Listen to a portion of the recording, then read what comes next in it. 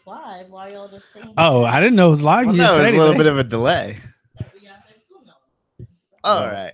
Welcome to number 64 of From the Ground Up. A few things to get out of the way. We do have shirts available, portcitypythons.com. So when you purchase a shirt, it goes to support the podcast.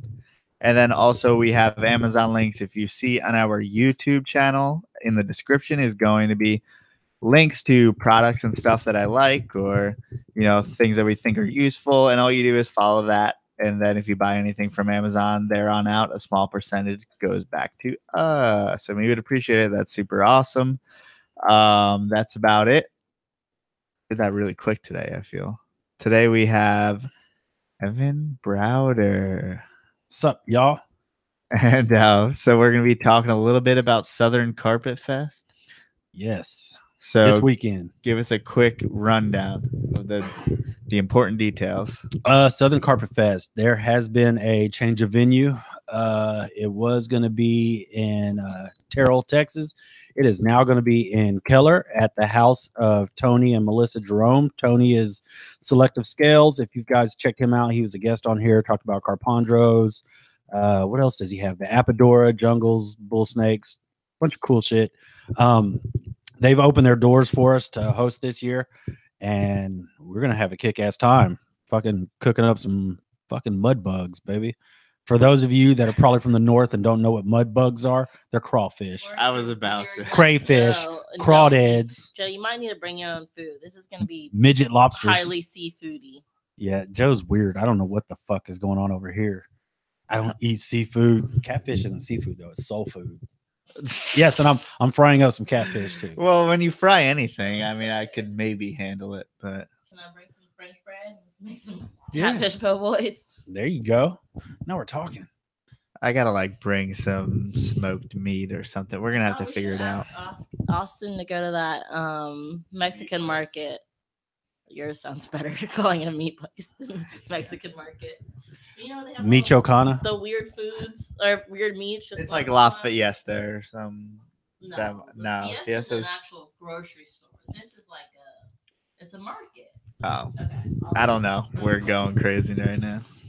So if people don't know what Carpetfest is basically just a party where you get to hang out with some of the coolest breeders in the area, which are people who keep Morelia or people who keep anything really. Yeah, a lot of breeders, a lot of people that are new just to reptiles in general, and the name can be a little misleading. I know everybody hears Carpetfest and their first thing is, well, I don't keep carpets, and it's not about carpets. It's just about the people and the snakes, lizards, turtles, frogs, whatever the fuck you're into.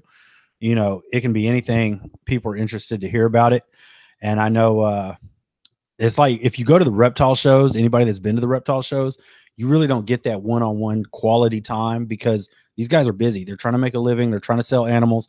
And so just sitting there conversating, you don't get that one-on-one time. But Carpetfest, it's a fucking party. I mean, it's a barbecue. We just sit around, hang out, and that's about it. So, yeah, I mean, there's no reason why you should think I'm not that much into it to come out. It's basically we at least strive for it to be. Even if you don't own snakes, even if you don't like snakes, I know at Bill's house, we did the past 3 years at Bill's, and he had people from his job that would come out there. They're just like, I don't like snakes.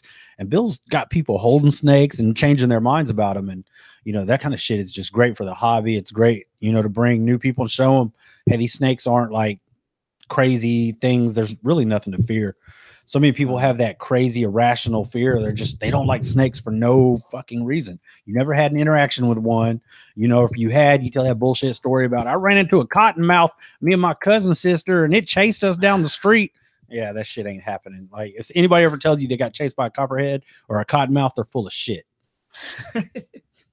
Well, I'm just saying. I think definitely a benefit is that, I mean, who has adult poplin pythons, and Tony has an adult poplin python that's probably going to be hanging out, and I mean, just to see that snake and then have everyone around. She or he, I think it's a he. I think it's a he too. He's cool. I mean, I've never really held him because I don't know. it's interesting. It's a cool ass snake, but it's nothing that's ever been on my radar. So I'm just kind of like, okay, cool, but everybody else gets over there and gets hands on it. And I think Austin did that. He checked it out. Next thing I know, Austin's got him now. So it seems to happen like that. So maybe I need to hold it. Yeah. It's one of those like giant snakes, but still moves around a lot and still explores a lot and just like super muscular and tiny silky scales. I've been warned though, don't handle other snakes and then reach in there with it. Yeah. I mean, they've been known, I guess, to eat each other, and then also they just like eating other snakes. Yeah, I'd like to. I'll probably check her out this time though, or him. I keep saying her. I think I refer to all my snakes as her, and I actually but I meant to post that the other day. I was going to actually post that and be like, do you have a preference if you're getting a pet snake? Do you have a preference on the sex? Does it even matter? Do you prefer females? Because in some species, females get bigger. Do you prefer the males because they're a little smaller? I think it depends on whether you plan to breed eventually or not. But I think on certain snakes, like I've had pet snakes and I've always wanted females just because to me, they always seem to get a little bigger. And so I kind of, is it on? Yeah. Oh, my bad. Let me swallow the mic. Can you hear me now? Good. I was just seeing if it was. But yeah, it's just so, I don't know. I kind of lost my train of thought because Joe was staring at me kind of weird over here. I don't know how much he's had to drink. Well, no, he just micromanages the microphone. Well, it's important that people need to know, how close the mic is if people can hear them. Hey, if you guys can't hear me, let me know. I can see your chat. About Southwest Carpetfest. Wish we could have come. Hopefully next year. That's my buddy. He slept over on my couch when he was driving cross country. Really? Mm-hmm. What did Never met him before, and he hit me up. Was like, "Hey man, can I stay at your house?" I'm like, "Fuck yeah!" It's like cool. I mean, that's the reptile community right there. Never met this dude. Only talked to him on Facebook and stuff, and he hit me up and was just traveling cross country to move and was coming through Texas and needed a spot to crash. I'm like, hell yeah! Like, come on, shit was fun, man. Yeah, I mean, we talked about that all like last podcast about us pretty much doing that like a weekend ago or so. So, I mean, that's a cool thing. Reptile people are reptile, and that's why you should go to things like Carpetfest. Right. You can at least have a few. You meet so many. You meet so many different types of people too. Like the reptile community is weird, because for a long time it was like these weird people with covered in tattoos and just strange ass people, and now it's like just every normal day Joes, pun intended. Good one.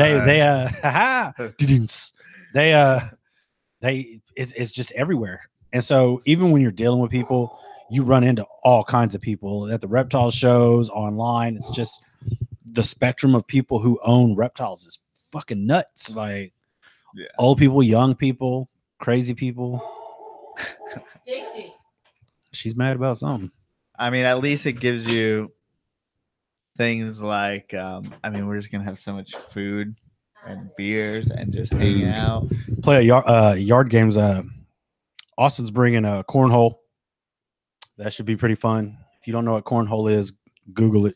Sponsored by Ragebeard Reptiles Cornhole. There you go. He's got like the logo on. Dude, right? He's got the good boards. Him and I think Bill got Eric one too. That's got the E.B. Morelli. Yeah, dude, that's awesome. Yeah, I've got one, but mine's like from Walmart. I mean, I think if you throw the bag too hard, it'll like bounce like 10 feet. That or it'll just bust open as soon as it hits the board. Yeah, professional cornholing going on. But yeah, I highly suggest anybody that's in the DFW area, if you want to drive in, whatever, fly in. It's this weekend, and also Cinco de Mayo. Yeah, whatever that means. We're gonna have crawfish tacos, right? I'm just eating crawfish. Make that up. Crawfish tacos that, sound guys. so nasty. Don't expect that. I love shrimp, and I don't even eat shrimp tacos. Why? It just sounds so. Ugh. What? When nothing. I'm not even gonna bring that up on. Rice, beans, shrimp, and bread. You eat all those things. No, I don't. Not together. You eat beans, rice, and bread together. A tortilla. And you eat shrimp and bread together. Right, why would I eat shrimp and carried bread? away, people? Shrimp and bread. Yeah. When you fry shrimp, it's in breading. And Holy I lost shit, this what are we conversation. doing?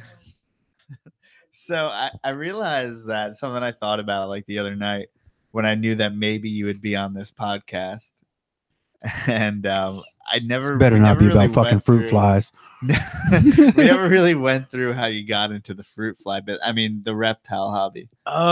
It's actually kind of funny. I was little, I'd say maybe 4 or 5, and I remember having this I would call it a nightmare, and I was having this nightmare, and I remember something was kind of chasing me, whatever. I don't know where I had seen a snake, I guess somewhere on TV, but I remember crawling underneath my bed. And when I got under the bed, there's this huge black snake. And I remember it curled around me, but I wasn't scared. I felt like it protected me instead of, most people would probably freak out, think it's going to try to kill you. I felt like it protected me. And I was probably 4 or 5. And from that moment on, I was just like snakes, like something about them is good. And so I associated a snake with good. Therefore, the passion took off. Like I was just like snakes. Let's go to the zoo. Let's go to pet stores. And I wanted to see snakes everywhere. And I don't want to breeze past. That's the weirdest answer I could have ever gotten. What's that? I mean, it's the truth. That's where it came from. Like my first thought process of dealing with snakes was a dream I had. And then it was just like, is it a premonition? I wouldn't call it that, but it was just, to this day, I've always associated that big black snake as an indigo too. And I think that's always been on my bucket list is an indigo. And I think that's one of my favorite snakes that I've never had. And I've always loved snakes since then. And my mom's just like, no, creepy crawlies. And my dad was like, get some snakes, And so I remember when he got me my first python was a ball python. And I was so excited, man. I think I was 10. And I remember coming home and he got me one. And a couple years before that, we had some friends and some apartments that we stayed in, and they had a Burmese. And so that was my first real interaction with a real snake. And then it was a big snake, no less.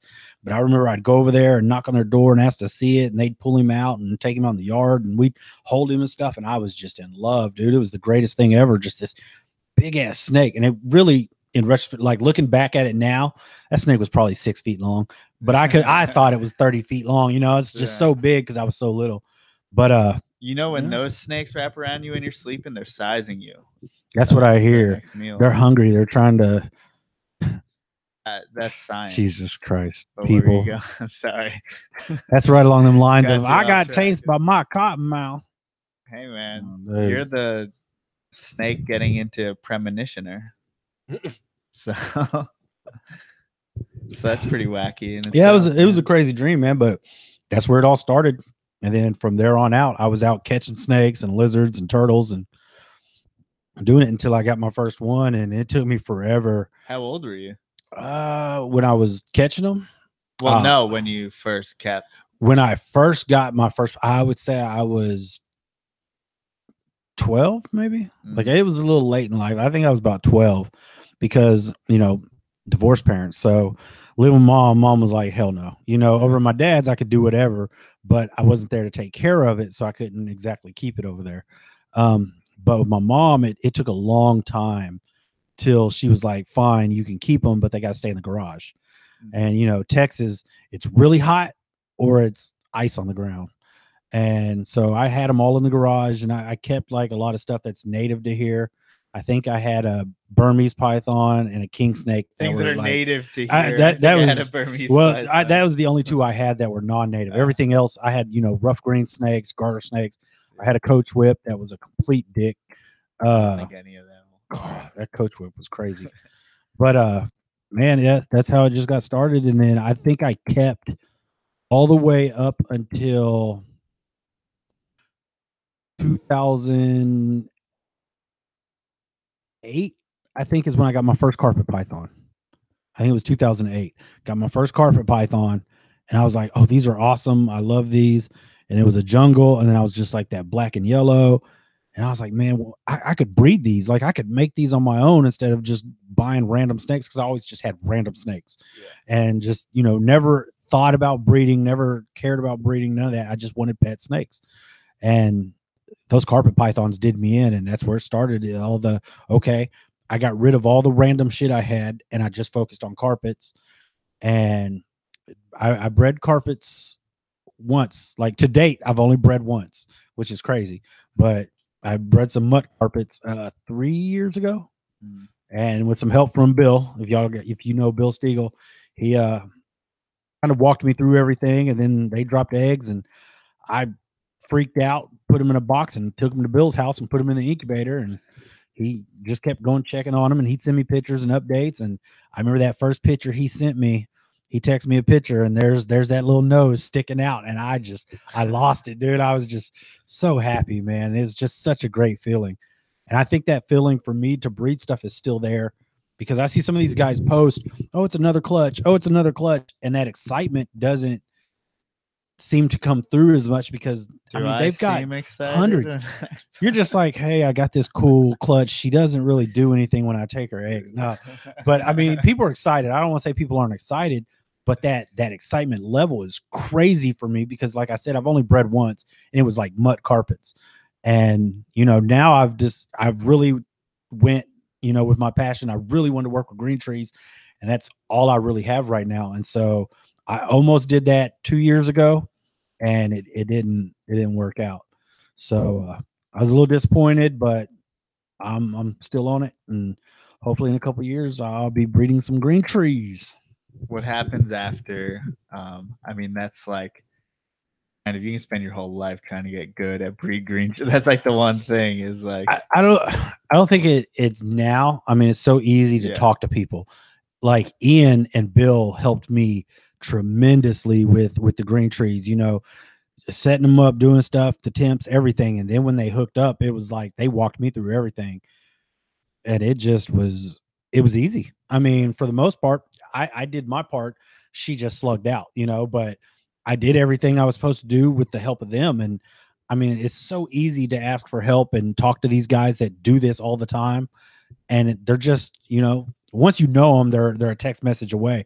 But you can find any of these guys on Facebook, on Instagram, on anywhere, and you just talk to them. You can come to Carpetfest to meet these guys. No one's a rock star celebrity, even though to us sometimes it seems that way. Oh, it feels like that. Like you'll meet some of these guys, and it's just like, oh, I remember Southern Carpetfest, and I first met Eric, and it was just like, holy shit, Eric Burke, NPR. Oh my gosh, and it was that feeling like, wow, man, this is cool.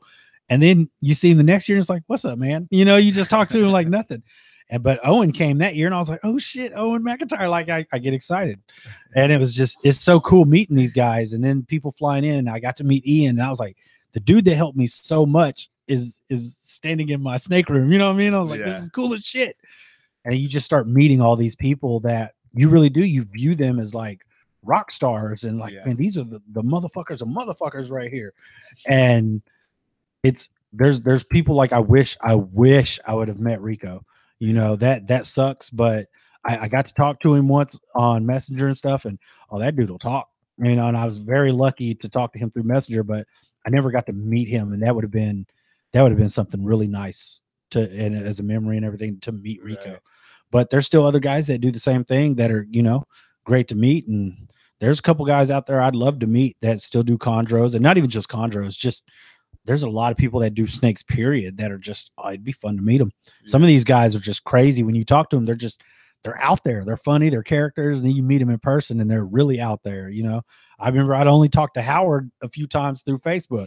Then I met Howard and was like, I fucking love this dude. Like, and he brought a fake bird, and everybody loves Mingo. And it's like, dude, yeah, Howard's great people.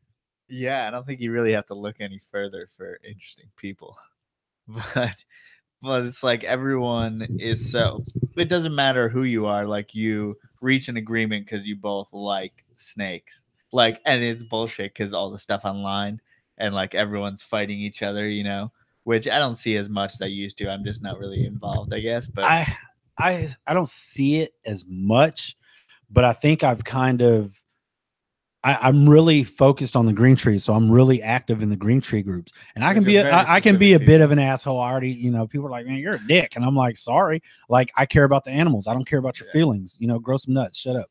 But I do. I care about the animals. When you're running when they're running to Petco and is like, I rescued this snake. You didn't fucking rescue shit. I mean, the snake is probably gonna die anyway. And then you're like, I rescued this snake because I felt bad for it. How do I take care of it? And I'm just like, motherfucker, like seriously, like you know how you take care of it? You let it die. I'm sorry to say, but that's no. I mean, here's no. It's not harsh because what you're doing is you're funding them, and so they're going to turn around and replace that animal because they sold it. Yeah, you're like, in my mind, I rescued it. They're like, we sold it. Let's replace with another one. We already don't know how to take care of them for shit. And it's like, quit going through Petco to get green trees. And then you get the snake first and then come ask questions how to take care of it. That really irks me because in the meantime, this poor snake is probably sitting in a fish tank with fucking 90-degree heat on it because everybody seems to think 90 degrees is the magic number to heat up a snake. And it's just like, oh my god, you got to put the little easy bake red light above everything and Dude, set it to I'm telling 95, man. That's all you got to do. And it's frustrating, and you see that a lot. And you know, I don't. You guys kind of know me. Some people know me, and I don't. I don't have a filter, and I don't hold back. You know, because it's just. Well, that's weird because I was gonna say like, you know, all of that falls apart when you're in person, but you went on like a 2-minute Petco. Oh, rant dude, you don't even. That's just because I just recently seen this Petco post, and it's just like, Jesus Christ, quit buying snakes from Petco. And it's just like there's so many breeders that are working hard. I saw it. It was that one that was in like the little what do you call that little cardboard that they well, not exactly. I wasn't really referring to that one, but that oh my gosh, that post in itself. I think this snake is a cyclops, and it was like, no, dude, you got it at Petco, it's a Biak. Like, yeah, you might want it to be a cyclops, but it's not. But it's just, dude, there's so many people working hard. That cool at a Petco with the green tree. I mean, I'm sure it's happened, but yeah. I mean, yeah. Who cares? I mean, no one gets to see what those animals change into, so I guess what does it matter? Yeah. I think they're going to die most of the time anyway. I mean, you get them to a noob who doesn't know what they're doing, and there's a 50-50 chance. You know, especially if you don't already have a setup and you don't know shit about them. You're just like, I want the cool tree python so I can watch it die in my tank. I don't know, man. These people. And I mean, it is Facebook, so you type shit and you're not trying to be rude. And somebody's like, you're an asshole. And I'm like, dude, I just typed it. If you met me in person, I'd tell you the same thing. You'd be like, oh, that makes a lot of sense. But when you type it, people are like, you're just being a dick. And I'm like, no, I'm just telling you the truth. Yeah. I'm just not sugarcoating it for your snowflake ass. Well, like, I've had issues like it's hard because like I want to tell people what to do, but I don't feel qualified really to tell people what to do at the same time. And then it's like I tell people, I give them my suggestion, and then they don't do it anyway. So it's like it's a little frustrating. I feel like I should stop what I'm about to do, but I'm gonna do it anyway. That's bad. It's not that bad. It's just I don't know how to do that. I just roll with it. I bring up people's comments on our YouTubes way too much, and this isn't the form for that. But there's one I wanted to bring. This up twice, though, man. No, you don't know which one I'm bringing up. Do you? No. Okay. And it's kind of also a question for Evan. Evan, what do you think about keeping humidity in tanks? Do you feel like it's something that's super easy? Do you feel like you have to put in? Yeah, but the fact is, people who are listening to this right now already know how. But that guy made it seem like. Are you talking about? You were wrong about that. So are you talking about like opinion? Like tubs and like enclosures, period, or tanks specifically, like a glass specifically? Tank? Like a glass tank? Yeah. As you mean like a box of death for any snake?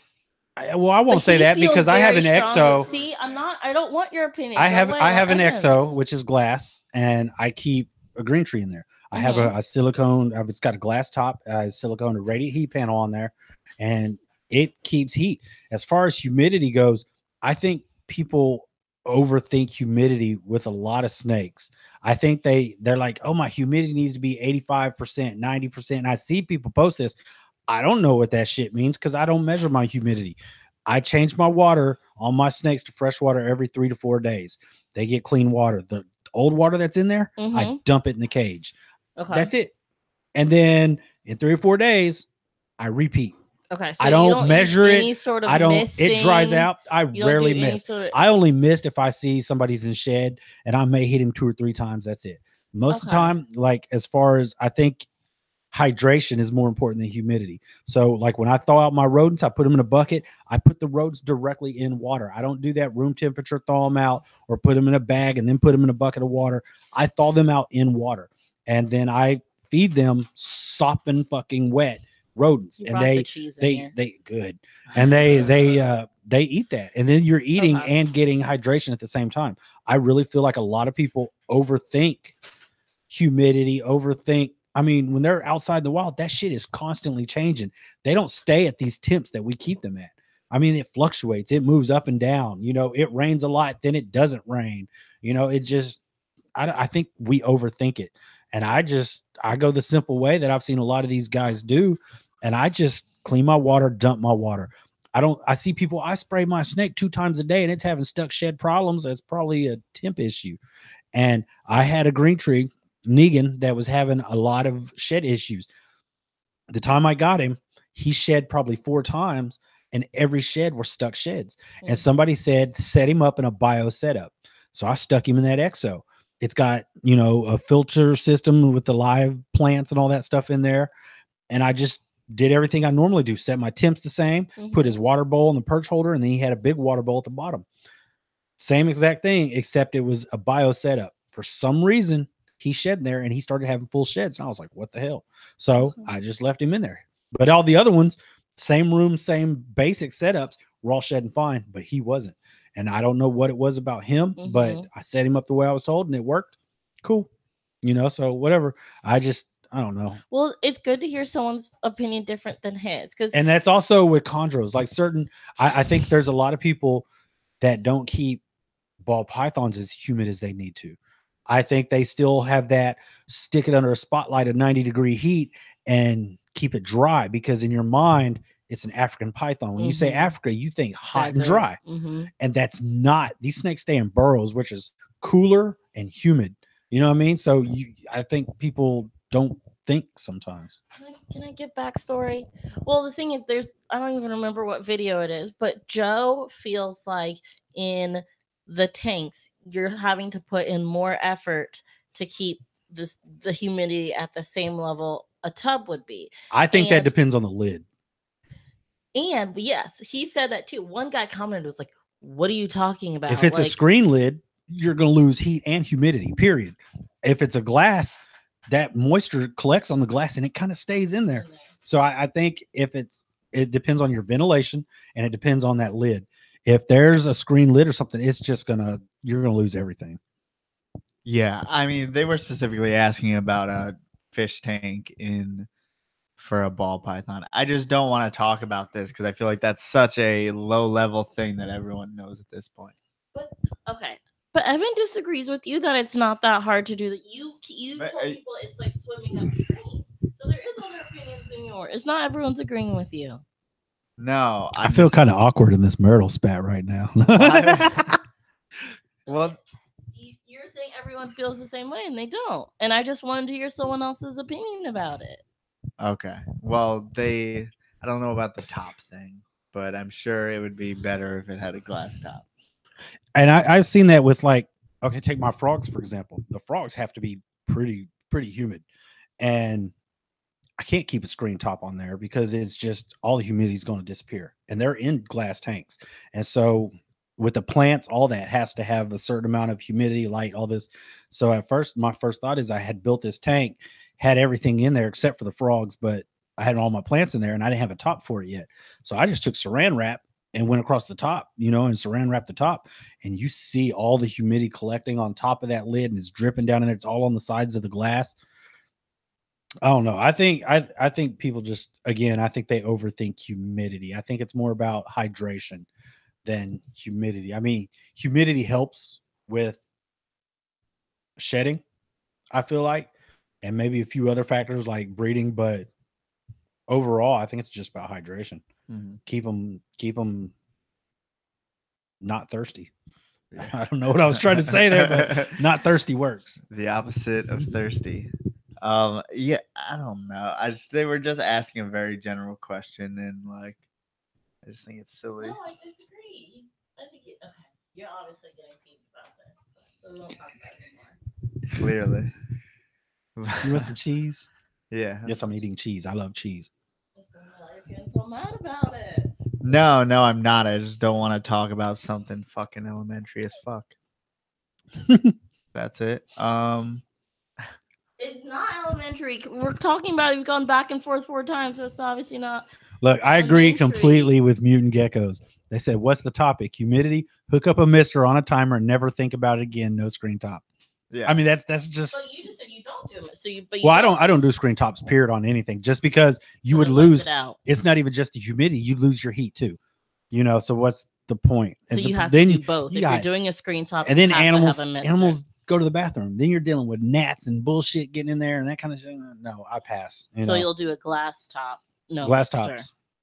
Well, for my snakes, I don't have anything set up that need that with a mister. The only thing that misters on is my frogs.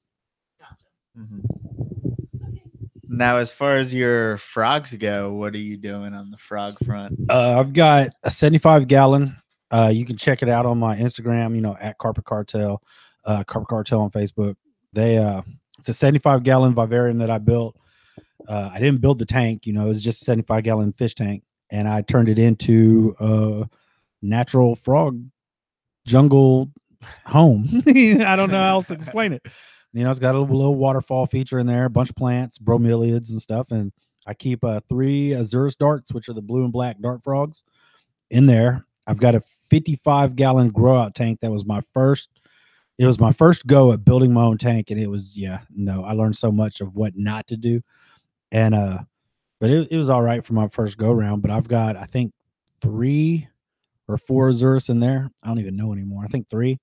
And then I have a little tiny grow out 10-gallon, and I've got 2 Erotis in there, which are the green and black, tangerine, the turquoise green and blacks. I got 2 of them in there, and I'm building a setup for them now. But it's fun, man. Like that gets addicting. I mean, to build your own, when you go to the zoos and you see these elaborate setups, especially if you're ever in Fort Worth, holler at Ari Flagel, and he's is he a curator? No idea. Yeah, he works at the Fort Worth Zoo, and he's like the head reptile guy or something up there. And man, he builds some of those setups. And you go to the zoo, go to the Mola, and you see some of these setups that are just so fascinating, and it looks like the actual jungle. And I would go look at these, and I was like, man, I want to do something like that one day. And I take these tanks, and I just build like a little small, jungle, I guess. And it's my slice of what I think a jungle would look like, and it's fun. I can't wait to do something, massive. Are you breeding, or are you trying to breed them? I'm just keeping them. If they breed, they're going to breed. If they don't, they're fun to look at. I have an off-topic question. I just want you to come to me when there's a space. Okay. Well, you already took up the time. Oh, fuck. Well, I just want to, okay. Totally different question. But I was looking on Reptile Report earlier, and they had a post by someone who was saying they had a moldy gecko egg that they decided to keep, even though it was moldy and everything. Ended up the gecko was fine. Like it can't. So I was wondering. We talked a little bit about eggs last week, but with eggs, do you immediately chuck them if they look moldy or weird? Do you keep them the whole time? Like what's your? I mean, obviously you separate them. But you chuck them then if they look moldy? You look like you're pissed on this question too. From what I've seen, I know a lot of people that just treat the fungus. You can put I think it's like athlete's foot powder or something with a Q-tip, and it just kills the fungus or the mold. And then I've seen people just not do shit, they just mold over and the snake hatches out. I mean, I've never seen anybody really throw eggs away just because they got mold. I mean, if it goes bad, you're going to know it's bad because you're going to smell it. That's when you get rid of it. But mold, you can pretty much nip that in the bud. Mold doesn't affect the snake? As far as I know, it doesn't. I mean, it can definitely affect the snake, but I've never had something bad enough to treat it for any reason. I mean, it's definitely not good to have on there, but I've never done it, but I've heard the athlete foot thing too. Okay, second egg-related question. Why do some people separate their eggs and some people leave them together? Because, I've seen some people, make rows and all nice and pretty, and then other people leave them together. I think that's just for you. You know what I mean? Like it's if you separate them, it's easier to watch who comes out. And then if you just have a mass clutch, I guess it's easier for the top ones to get out, of course, but the bottom ones. But in the wild, they get out. So I don't know. Aren't they sensitive though? Couldn't you like fuck it up when you're trying to think they're- separate them? Hey, get Couldn't your it fat ass stick off in? the court. I think they I think they she made me lose my train of thought. I forgot what I was gonna say. I don't know. What'd you ask? I think people just do that if it doesn't. At least I only separate them if they don't fit in the container. And then if people don't know, well, whatever container you're putting them in, the snake eggs, obviously, the mom's gonna lay them, and they're gonna have like this liquid around them that's gonna harden and glue them all together. And then sometimes when they're glued together in like a beehive type pattern, they don't fit in whatever container you're trying to get them into. And then you just take a few off so that it reaches, it clears whatever the lid you have on it. And that's the only reason why I've done it. I've never done it for any other reason but that. But for anyone who's gonna separate them, it definitely gets a lot harder when you wait longer. So if you do it immediately, it's semi easy. If you wait a few days, it's really difficult. And I don't think Because it's they're all sticky. Well, I've heard people use oh my gosh, dental floss. And there's Yeah. some kind of way that you can almost saw it a little bit to that little area. So I don't know. I'm with Joe. If I get to it too late and it's stuck together, they're going in a box stuck together. Yeah. But I think a lot of people will space them for themselves just so it's easier to watch which eggs go bad, because there's times that egg that's in that bottom or in the middle of the clutch that you can't see can go bad, and you can't see it. And so it's a lot easier to control and be on top of things OCD when they're all shit. yeah.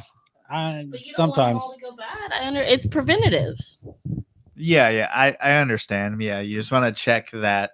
I mean, if you're looking at your clutches, I guess if you have a lot of clutches, you're not able to look in that capacity, but I'll We look look at ours like every day. Yeah, and check for dimples and shit.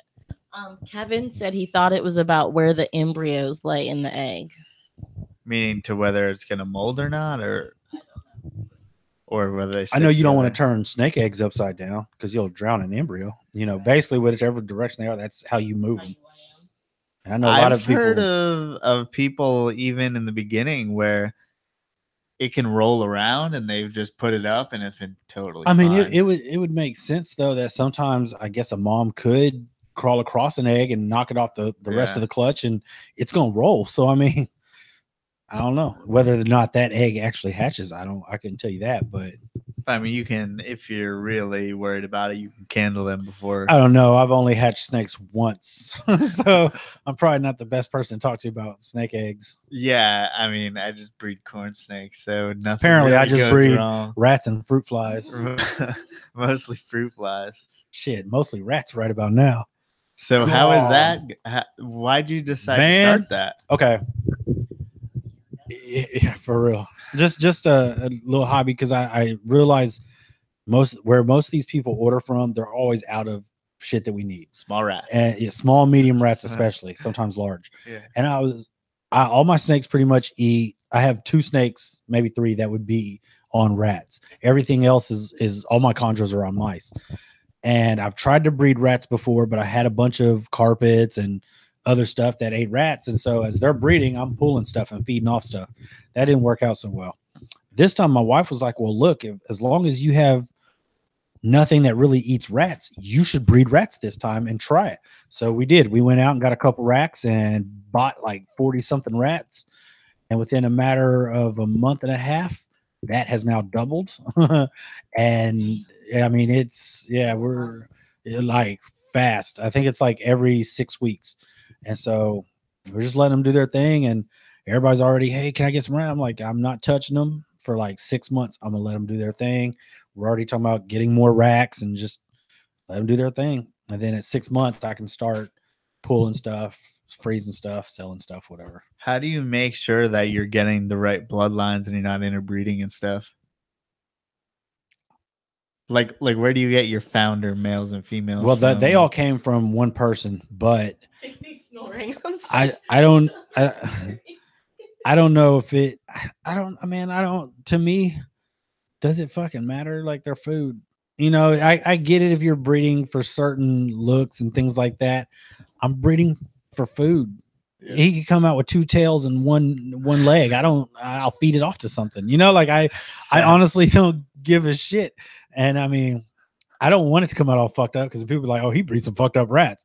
But but I mean, as far as I don't know. I mean, does it change the protein levels because it's sister, cousin's mother, uncle with something? I don't fucking know. Like, it still feeds an animal, so I don't give a shit really. I mean, Okay, questions that might be stupid. Is it obvious when a female? That should be a segment you guys have. Questions that might be stupid. I mean, that happens every time with me. So I mean, I ask a stupid question at least once a podcast. No question is stupid. The only stupid question is the one not asked. Oh, thanks. Yeah, I'm full of shit. There's some dumb questions out there. Is it obvious when a female rat is pregnant? Is it super obvious? It's pretty obvious. Okay. I mean, they go from, I won't call them slender because they're all, if they're fed well, if they're but you'll see it. I mean, them fucking sides sit out and you like, oh, she's pregnant. Like you see it, especially if you pick them up, and that stomach on both sides just still sits out. And I was like, yeah, she's gonna pop. You can tell. I always wondered if it's possible to like accidentally kill one that's pregnant, and then what happens when the snake eats it. And I don't know. Weird thoughts in my head. But if it's obvious that she's pregnant, you wouldn't accidentally. Well, no, I've known people that have done that. Gave like a full term pregnant, and so when it hit it and wrapped it, babies shot out. That's fucking awesome. I'd video that but, shit. You're not gonna buy no breeder. Dude, that's some crazy shit. No companies would sell. No, most like people aren't gonna sell. They won't sell females about to pop as a feeder. Like that's kind of sad. Yeah. That's what I was thinking, but I didn't know if it's like something that's not obvious, so it's hard to tell. But okay, if it's obvious, that's just like a heartless snake keeper. Ew, I'm pretty fucking heartless, and I can be pretty savage, but I don't think I'd feed a female pregnant to a snake. That's kind of messed up. I don't even know how you breed rats, to be honest. I don't. You stick them in a box. Yeah. You give them water and food. So do you have like a certain amount of males to females? I have 8 males and I think 24 females, and so I run one male and 3 females in each tub. I mean, it's a bit all over the place right now because everybody was dropping babies, and so I've got so many babies at the house. I don't even know what I have. Like they're just babies fucking everywhere. Do they do fine with just nursing up their young, or do you have to do anything? Oh, I don't do nothing. I just feed them on top, and that's it. I keep the food up there. Mama keeps fed, and as long as she's fed, she's producing milk, and that's that. Do they ever like eat their babies and stuff like that ever before? Yes, that has happened. If your temps get too cold, they're gonna die because it's they're all skin. If they get too hot, I've seen rats that eat the babies, and sometimes if it gets too cold, but sometimes rats just eat the babies. Some moms are not good moms, and I'll be honest, if I get a mom that eats her babies, I usually pull her and I feed her off. Like if she eats her babies and they come out and she just starts eating them, I get rid of her. And I love to watch which ones do what. And some of those moms are so attentive. I mean, they're so attentive. They just run up and they grab them. They steal babies from each other and they just pile them up and start nursing them. I'm like, you're staying, but if I catch one and she's eating them, you're out of there. Like, will they eat the males, or did you ask that already? Will when you put females and males in together to breed, is there a chance of them eating each other? No, I've had a few people tell me pull the males because the males will try to eat the babies, but I've left males in and they don't seem to do nothing. I think if you're not feeding them, they're all going to eat the babies. As long as they're fed, I don't have issues with them eating the babies. Gotcha. Well, I want to say it to anyone who's listening to this on the download later. Austin of Ragebeard Reptiles said he has fed like the biggest backhanded shout out of all time. How is that backhanded? I'm about to read what he's said. Austin said he's fed pregnant I can't say that. ASF soft before, so it's not unknown or unheard of. Now I wonder if I guess if you have enough to do that too, I guess it doesn't matter. It just seems weird. I don't know. Austin, you fucking baby killer. He said more protein equals more growth. I wonder if she aborted her babies as well, or what happened. But Also, do they have hair? Do the babies have hair yet? You know, they always talk about hair. No. They're when they're born, they're pink. They're hairless. That's why they call them pinkies. Sorry, I forget. Science again.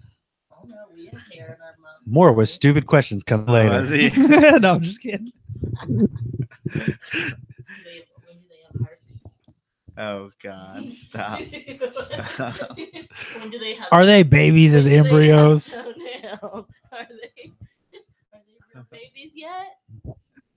I just feel like you put in a lot of time into a pregnant mother to where you wouldn't.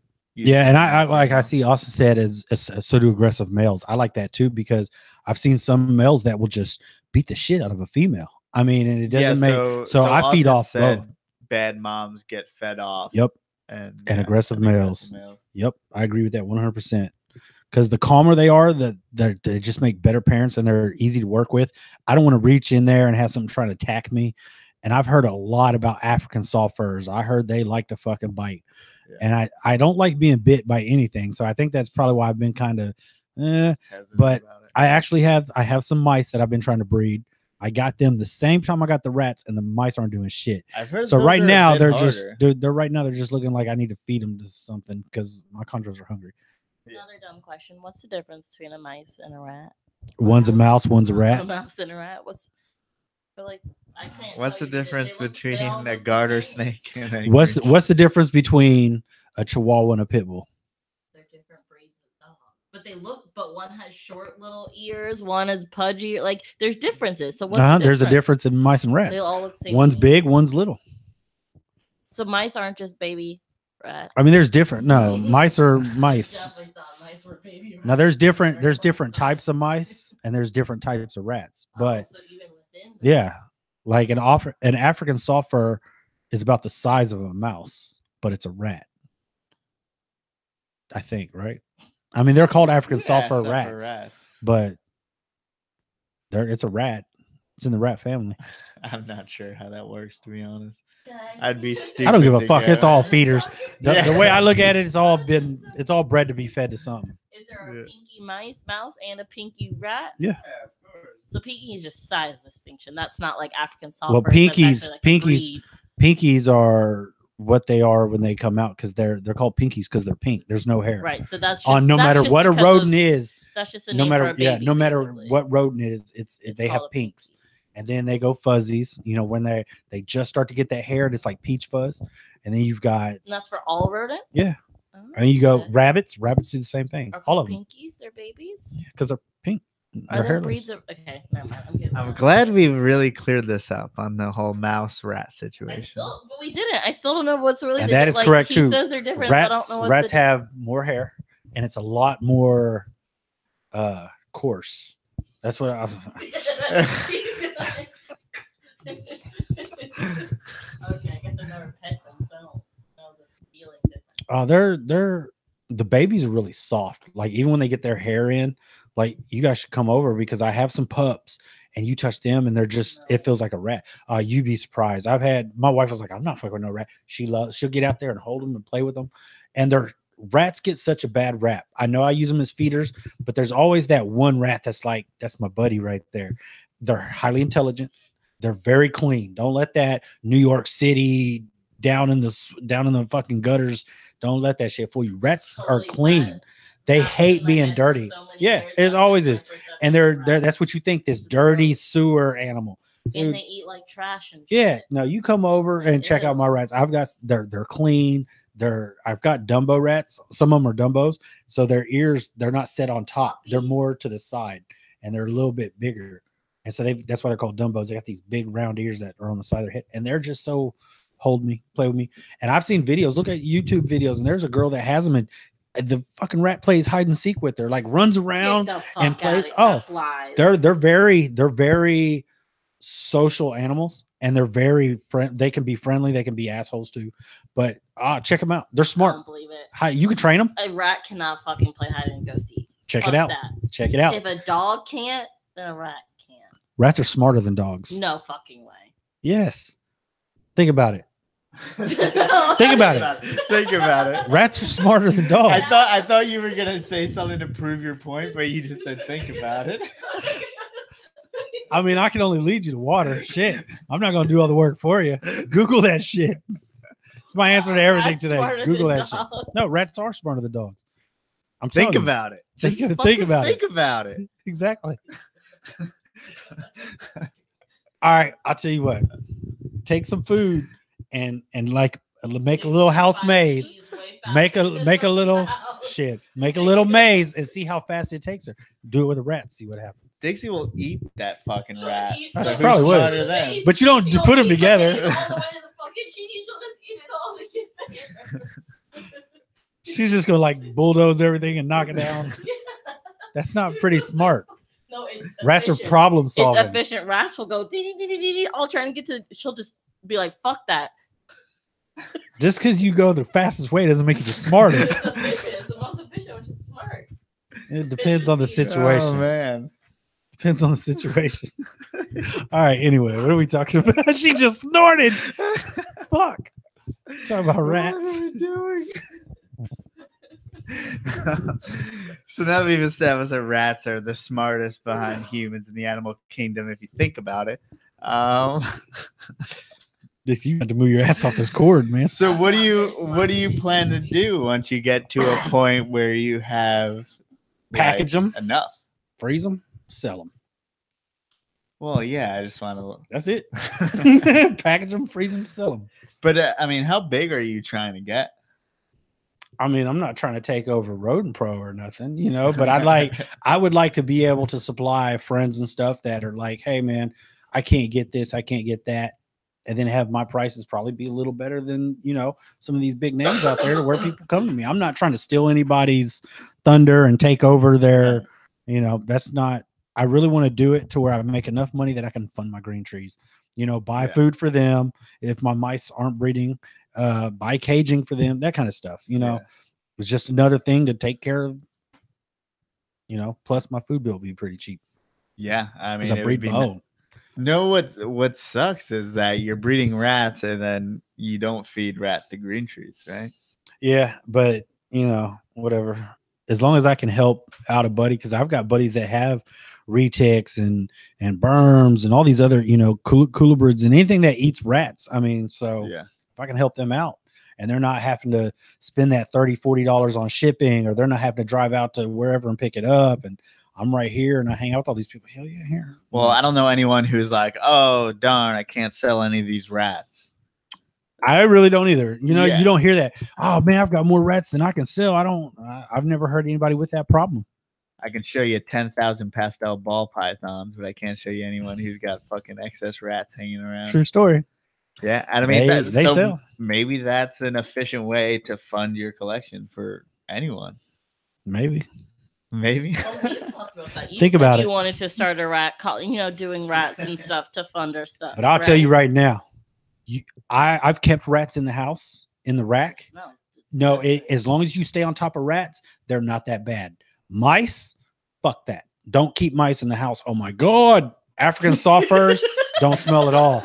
But fucking mice, holy shit, dude. Like, it's a matter of minutes. It feels like I will change them, and like 30 minutes later, it's like, did I change y'all? Like, y'all fucking stink. Oh, fucking rats, I'll change them once a week, and you go in there a week later and they really don't smell, but I change them anyway. But them rats, you hardly smell anything, but them mice are just disgusting. So you keep them in the garage? Yeah, for right now they're in the garage. I've heard a few different things, like what kind of substrate? I just use aspen sheddings, pine sheddings, pine and aspen. And I've heard people use these like some kind of little pellet or something, and it doesn't smell. I don't know. Yeah, I've seen those compressed pellets. It almost looks like, I don't know if you've like ever seen newspaper or something, right? Like some kind of paper material. Yeah, but it kind of looks like a pellet, like you would put in a wood burning stove, like a pellet stove. And I guess once they start going to the bathroom and stuff, it like expands and absorbs everything. So I guess you kind of know when to clean. Yeah, I just clean it. You know, yeah. I don't wait for it to smell. I mean, I can't do shit about the mice; they're gonna fucking stink regardless. But the rats, I just get in there and clean them once a week, and you know, I give them fresh water probably every. Well, I take that back because 2 of my racks have the gravity buckets, so I just fill it, and then the other one I've got the nozzles. The water bottles. Mhm. I'm probably filling those up twice a week. Yeah. And I mean, it's not that bad. I go out there, check everything, fill up water bottles, and then clean them when they need to be cleaned. And that's it. Now I've heard of like them biting through all the lines, and like you said earlier about them biting. I just went out there today, and I had on one rack that I just got the wood where where the tub actually slides into. The wood was a little off, so it made the tub kind of sit at an angle. So there was like a gap of about half an inch, and they chewed a hole on the tub, and one of my females got out. She's somewhere in my garage. Oh, so you never ended up finding her? Oh no, I don't. I put a camera out there, but I think reality, I'm gonna just set a rat trap. Like, yeah, I don't. She had babies, so I know she's not pregnant. But it's a fucking rat, and there's other rats. Rats that live outside. So I'm like, I don't need to deal with no pregnant rats in my house. If she was smart, wouldn't she come back home to her home spot and her rack or wherever you keep them? So you saying I should put a reward sign outside, lost pet? I don't know. Dogs sometimes come back home. This ain't Homeward Bound, The Incredible Journey. This ain't fucking Milo and Otis. This motherfucker's gone. It's in the garage. I might get lucky and find her if I move some, but I bet she's gone. So she's smarter. She got the fuck out of there. I'm free, bitches. That sounds pretty smart to me. I was feeding a snake, and then the rat came up and bit me on the finger, and I let it go, and it fucking ran into this weird little storage area that I had in an old apartment. And dude, I was trying to catch that fucking thing for so long. I tell you, nothing works better than an old rat trap and some peanut butter. What I did is just put a little piece of cheese, like the fucking cartoon. Cheese. You found it?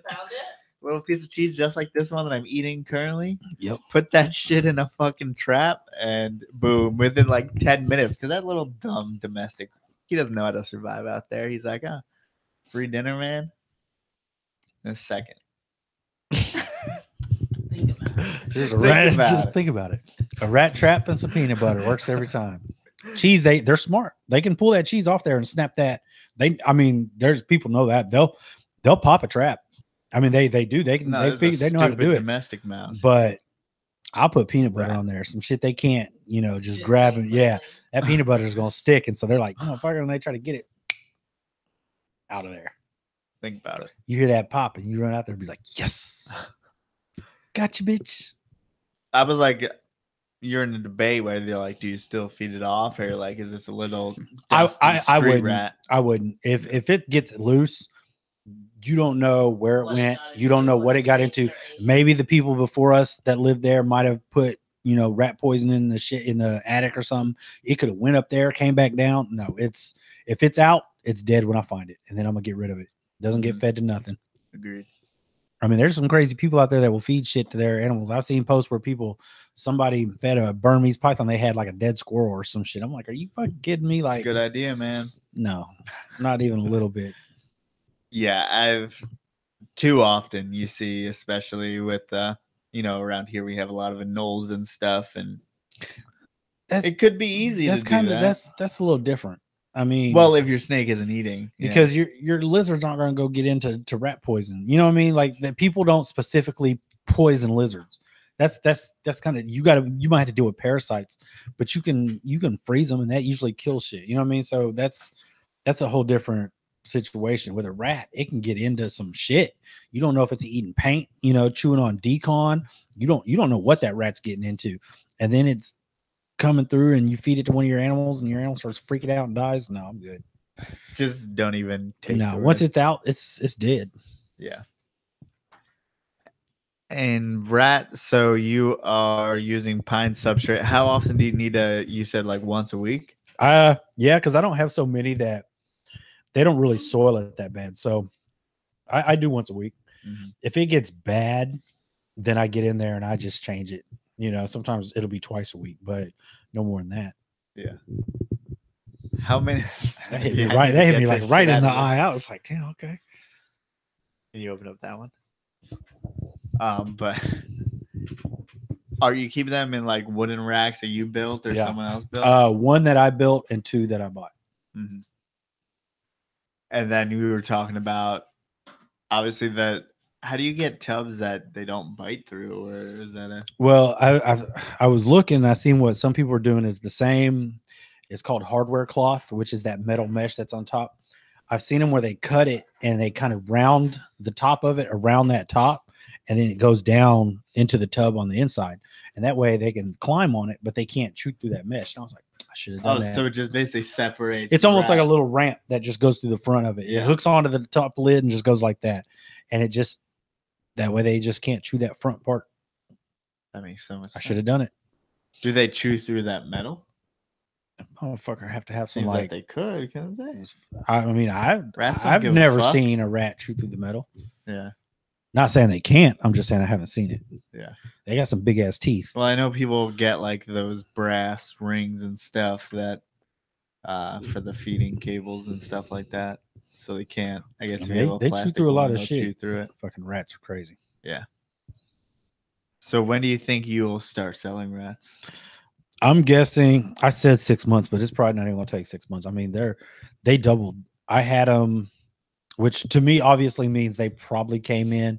A couple females came in pregnant, but I had them for like a month and they were already dropping babies. And I was like, okay, so either they already came in pregnant or they just got to it. You know, I'd say maybe a month and a half. I had babies on the ground, and so I'm just letting them do their thing. Do you have like a bunch of racks ready to build up? Or? No, I've got a guy that I got the 2 racks from, and he does good work and pretty cheap. So I think I'll just stick with him, and when I need some racks, I'll hit him up. Yeah. I mean, he's actually been selling the racks cheaper than it would cost me to build one. So I was like, well, shit, he's selling for like $75, and it cost me like $100, $110 to make. 3 hours of your time. And, yeah, and then it comes with like the gravity water thing at all the nozzles and shit. Fuck that. Yeah. I'll stick to this dude doing it. Yeah. You know, I'll fund him and he helps me in it. See how that works. Yeah. No, that's cool. I mean, what do you do now for the shit that you have as far as mice? I order.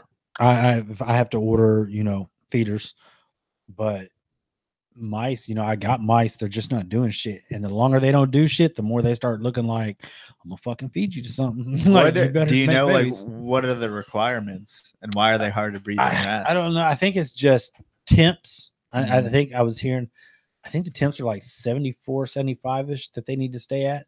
And my garage stays like right at that. I mean, the rats are breeding like crazy and they're basically the same temps. The rats are breeding and the mice are just like, we're not doing this shit. We think we know that you're using us for food. Fuck you. So I'm just like, dude, y'all better get on it or y'all will be snake food. Yeah. But I do need to hook up with Austin. I need to get with some African soft furs. What were you talking about? I got you, Jason.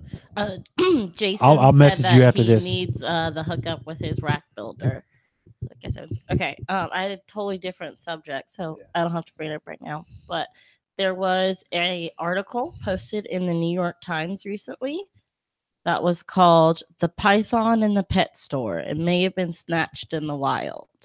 And people are kind of angry because they feel like it's perpetuating this theory that most snakes right now in captivity are illegal or are smuggled or are wild caught. And that's totally false, right? Yeah. Yeah. I mean, not at the pet store, maybe. You think pet store ones are wild caught? It depends. Depends where you are. Yeah, I agree. I think they're ball pythons at pet stores. They're now being supplied. Maybe back in the day, now they're supplied by big name ball python That's what I thought. because they're mass produced. Right, so they have all this excess stuff. Yeah, and that's where their ball pythons would come from. Then you start looking at Petco now, who's carrying things like green trees. Those are coming from, you know, they're saying the farm. They're farm bred, which means they're imports, but they're actually getting them through secondhand, the middleman, which is Triple L. I've heard somebody said cow something. Yeah, some cow snakes at Sunset or something like that. Oh, Sunset Snakes, whatever it's called.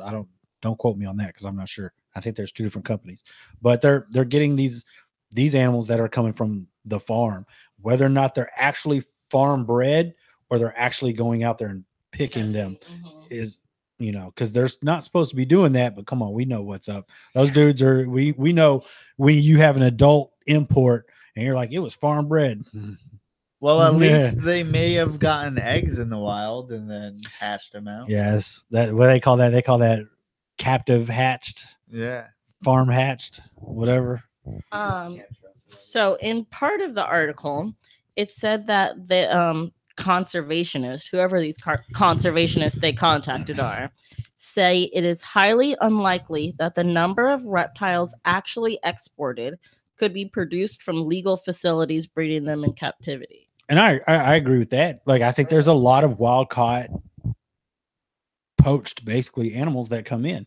But do you think we could meet the demand by having them all? Well, we're not. That's why it's happening. There needs to be no more ball pythons brought in. The only reason why ball pythons are still coming in out of the wild is because people are trying to hit the next big morph. That's it. Not because there's a demand for ball pythons. There's a demand for a morph.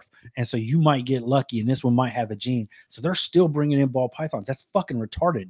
I mean, to me, that's retarded. Like, dude, you can put so many of these morphs together, and there's so many fucking morphs now. You can put them together and make all this shit. Leave that shit in the wild alone. Like, how much more are you going to pull from the wild? I do feel like sometimes wild is good because it's new blood, but it shouldn't be brought in that it's just you're depleting the animals that are in the wild. Well, there's already so much blood here in ball pythons that would be good. Why? And chondros, you can't get them out of Australia, but you can get them, where they come from. They're exported from New Guinea and shit like that. But I don't think they're just tons and tons. Now, I've never been out there. I've heard people go out to Biak and fucking pick it clean. I hope that's not the truth. You know what I'm saying? Like, if it is, don't buy any more wild caught nothing imports. And I have nothing against imports. All my animals are imports. I love imports. I see people say this shit. Why would you want to import when you get a captive bred? I love captive bred too. I just like the look of certain ones, and I'm not going for the cheap animal, but I'm going for what I can afford at the moment and that I like. And that's what that is. There's not too many locality people out there that are breeding specific localities either. Yeah, you'll get your Biaks and your Arus, but outside of that, you don't have too many locality producers, which is something I want to do. I want to work with localities, and you'll have to get some wild animals. I don't think there's anything wrong with owning a wild animal as long as you take it to the vet and do what it needs to be done. But there is something wrong with taking every wild animal. You know what I mean?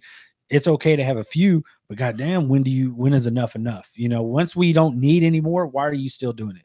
I get if you import, an animal or, let's say a dozen animals because of new blood, that makes sense.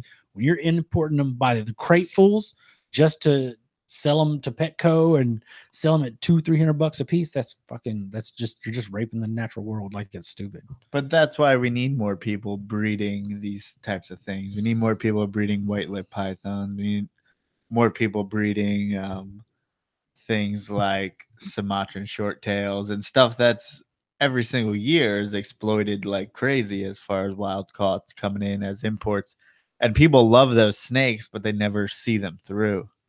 So I think like we just need to all do our part and maybe keep something a little. I mean, to me, it's like retics too. Look at retics; they shut that shit down. There's no more importation of retics. And luckily, we're at a point where that's cool. And for what? Why would you? You don't need to.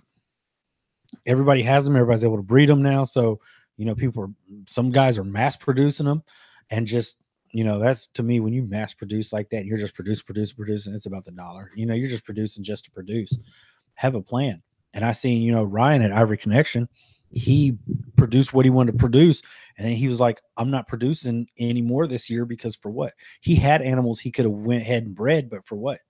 I mean, $1, he's not chasing that dollar. He's just, I'm gonna pair this up. And he had a plan. He paired up what he wanted to pair and then he stopped it.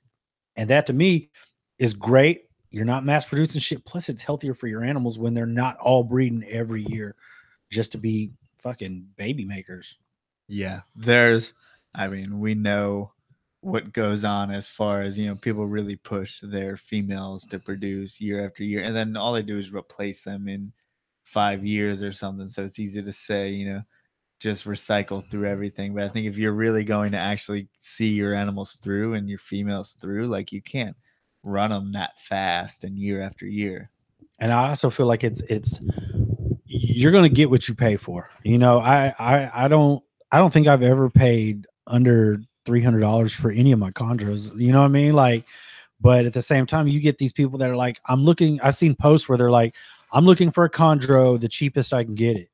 And everybody in the chondro group's like, are you fucking serious? Like, why would you come in here with that? Because there's so many of these guys that are out there hardworking. And yes, they're asking $1,000 for a green tree. And you're like, there's no way I'd pay that. And it's like, are you serious? Like, it's so worth it. One, the customer service is probably going to be top notch. You know, if they're asking that much and you spend that much, their customer service is going to be pretty top notch. And that's part of the process. You're also paying for that, not just $1,000 snake.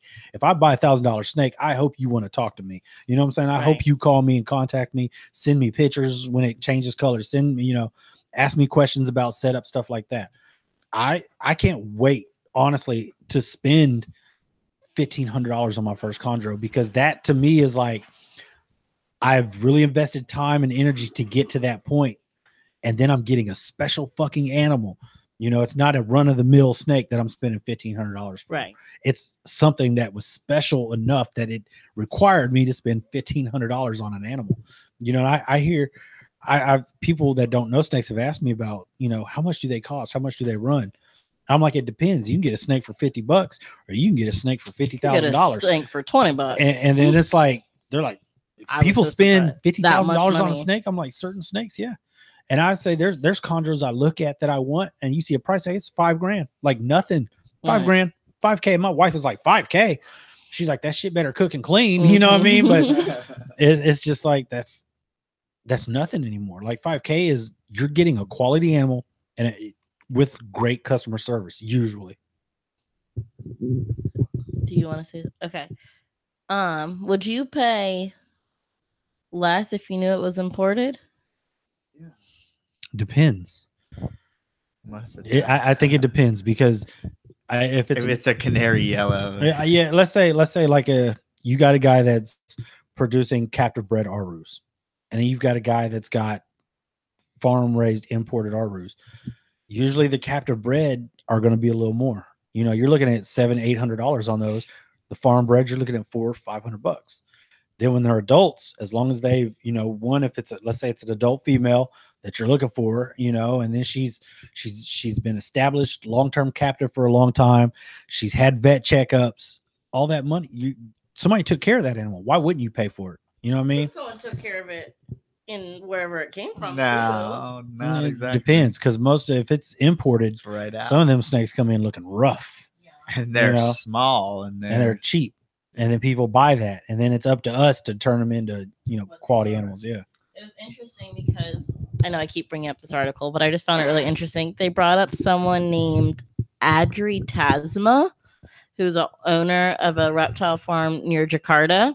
And they said he specializes in captive bred green trees. Even though he runs a farm, he calls them captive bred green trees. And they said in 2016, he was allowed to export up to 2,000 of them. Okay, but in my head, if it's captive, why is it would still that considered one be an import? Cheaper? Right. Why would that be cheaper than the one that's here? To me, it should be more expensive because it takes more effort to get it here. No, it could be captive, because I've had that question before, and I'm like, well, if it's farm bred or farm raised, that's still an import. And then people are like, no, it's captive bred. I'm like, but it's still an import because it's imported here. I still don't get why it would be cheaper if they're both captive bred. Why is it cheaper than? Well, don't trust a importer. And that's the thing too. So you're putting 100% trust into. We're not trusting. Yeah, they are. That's what the law is. You're not exporting wild caught animals for the I guess they get a certain quota. Yeah. And so it turns into you get a lot of animals that are wild caught. You know, they're wild caught. You can see it, but they come in as farm hatched or captive bred, because no one's enforcing that law there. They're caring about other shit. They're not enforcing how many wild caught green. They're not seeing, oh, you went out here, or oh, those bred and now we have eggs and all that. Not checking. Ever enforce it? They're not super enforcing it here in America, because in America, don't you have to prove it's wild caught, and not so hard to prove it? What do you mean? Actually, you more so have to prove that it's not Or wild prove that caught. it's captive. Yeah. Yeah, you got to prove, and you can do that with like pictures, permits. I mean, you a lot of these guys. Let's look at the guys that produce indigos. Like in certain areas, you can't. You have to have a certain type of permit, and then you can't ever breed it. You can't ever. There's a lot of stuff you can't do, but they're able to prove this is the clutch. These are the pictures. These are the. They can prove everything. So unless, in Indonesia, they actually started cracking down on people, imports will never be the same cost as American The ones. problem is they're snakes. They don't give a flying fuck about snakes. Nobody does except for us. Nobody cares. That's why you They're see all these exploited. posts. They're massacred. Look at the fucking Texas rattlesnake roundup. Don't even get me started on that shit.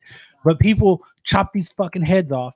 Little kids put their hands in blood and then put their handprints on the wall. And these motherfuckers are smiling, taking pictures. The news channels are out there and they're glorifying this shit. And we're like, what the fuck? Well, let's have a kitty cat roundup where we go out and we round up a bunch of cats, chop their fucking heads off. Oh my God. Think about how that would, you know what I'm saying? How would that look? Social media would eat us up. But you talk on here how you killed this snake because you found it on your property. No one says shit. Talk about, oh, there was a cat in my backyard, so I smoked it. Oh, these motherfuckers are all over you like PETA. And it's like, dude, what's the difference? I mean, really, what's the difference? They're both living animals. What's the difference? One has fur and one doesn't, and it's And one snakes don't get a motherfucker fair needs to shake. go, and it's the fucking cat. Dude, cats are destructive. They can cry all they want about that shit in Florida with them Burmese pythons. Them fucking feral cats are all over the United States and do more damage than any python ever could. So get the fuck out of here. Miss me with that shit.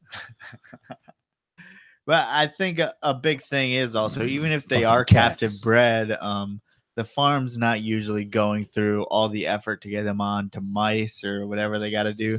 So they could feed them, lizards from outside, gecko species. Which is why when you get an import animal, everybody says take it to the vet, check a fecal, because it's probably going to have parasites because they start their babies and stuff on lizards, which carry parasites. Just never gonna trust imports. And is this just from I don't have a Indonesia? problem with imports. Is it different between logs? I don't think it's it's not trust imports. Is to me it doesn't matter because no matter what comes in, I would get a fecal done if it's an import.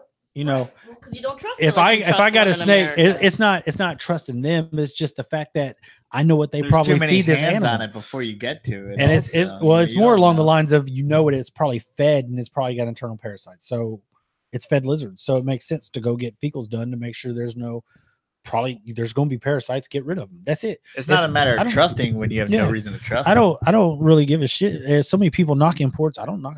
I love imports. Yeah. There needs to be a limit on what comes in.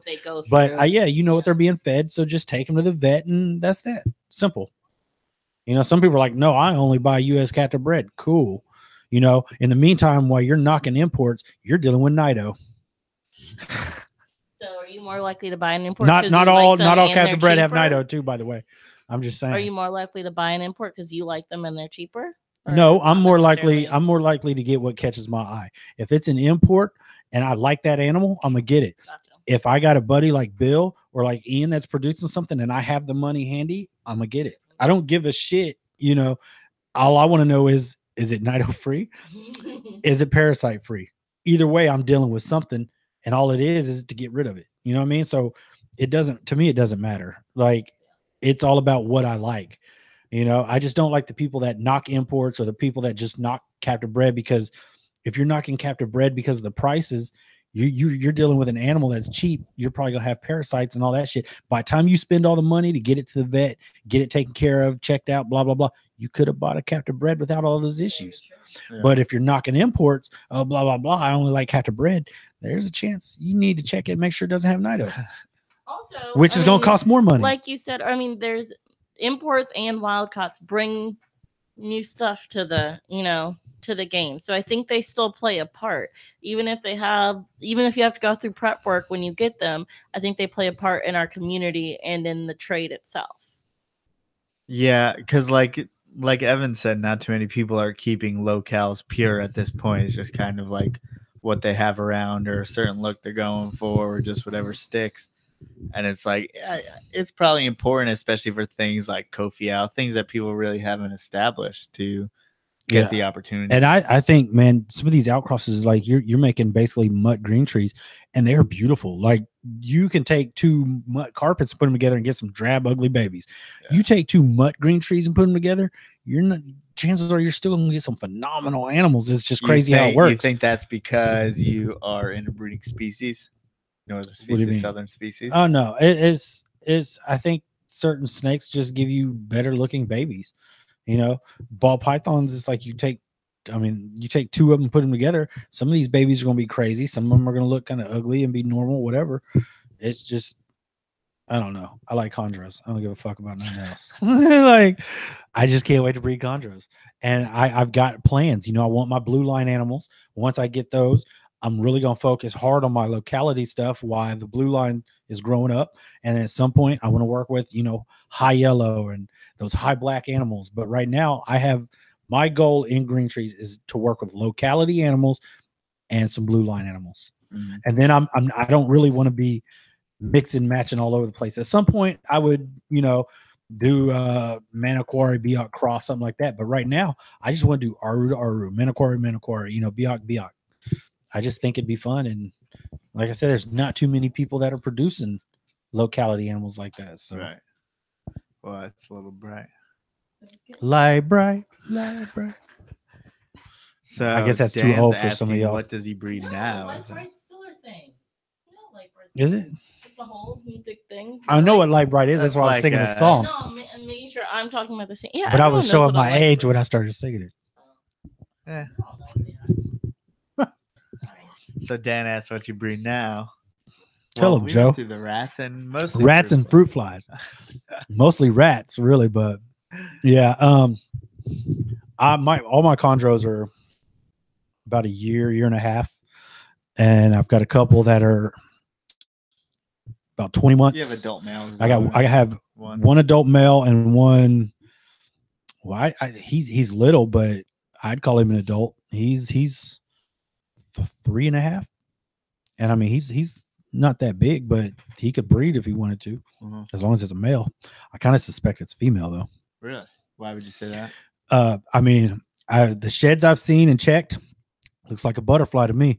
I'm gonna try to get some pictures next time. I need to get them probed at some point because they are big and old enough, but you know they like to bite. So I think what I'm going to do is that next shed, I'm going to take some pictures and post it and see what folks think. But bought it as a male, but I think it's a female. Where'd you buy it from? Or is that your Craigslist? No, it wasn't a Craigslist. It was off Facebook. I just don't remember the guy's name offhand. Yeah. Because, I mean, what I've heard from so many people is like, well, usually it's a female mistaken that's actually a male, but people are always like, I think I heard Bill say, don't trust it until they lay eggs. I can't tell you how many times I went out and bought a male green tree and they ended up being female. That seems to happen more often with me. My Fiji, the Jaipur type, she was obviously female, bought her as a male. Huh. And then Negan, which I mean, he's named Negan, I think it's female. So we'll see. And then I've got everything else is unsexed. Mm-hmm. So we'll see. When will you try to mess with them? I honestly, the only 2 I don't care about right now are the 2, the ones I'm calling mystery types, because I bought them as Cyclops types, but they're obviously not Cyclops. Mm-hmm. So those are just called mysteries. I don't really give a shit what they are right now. I'm going to just let them change color and grow up, and then I'll worry about that later. But I've got a Maniquari, I've got a Biak, and an Aru, and I want to know what I'm working with so I know what to look for. Right. And I've heard people say, well, don't sex them till you want to breed them. And I'm like, I'd rather know now what I have, so if something pops up that I want, you know what I'm saying? I'm like, ooh, I like that. I already know what sex that is, and I know what I have. I hope that's what they say it is. And if all else fails, then you have another green tree. Yeah, then I have another green tree. But that's just, you know, my thought process is figuring out what I have now. And they're old enough to be checked. You know, they're over a year old. They're well over 100 grams. Are you just trying to do shed, or do you probe them? Or what are you so far, I've just done sheds. And I've also, you know, I look at them and how they sit. And I've said this a million times, and people are like, I don't know.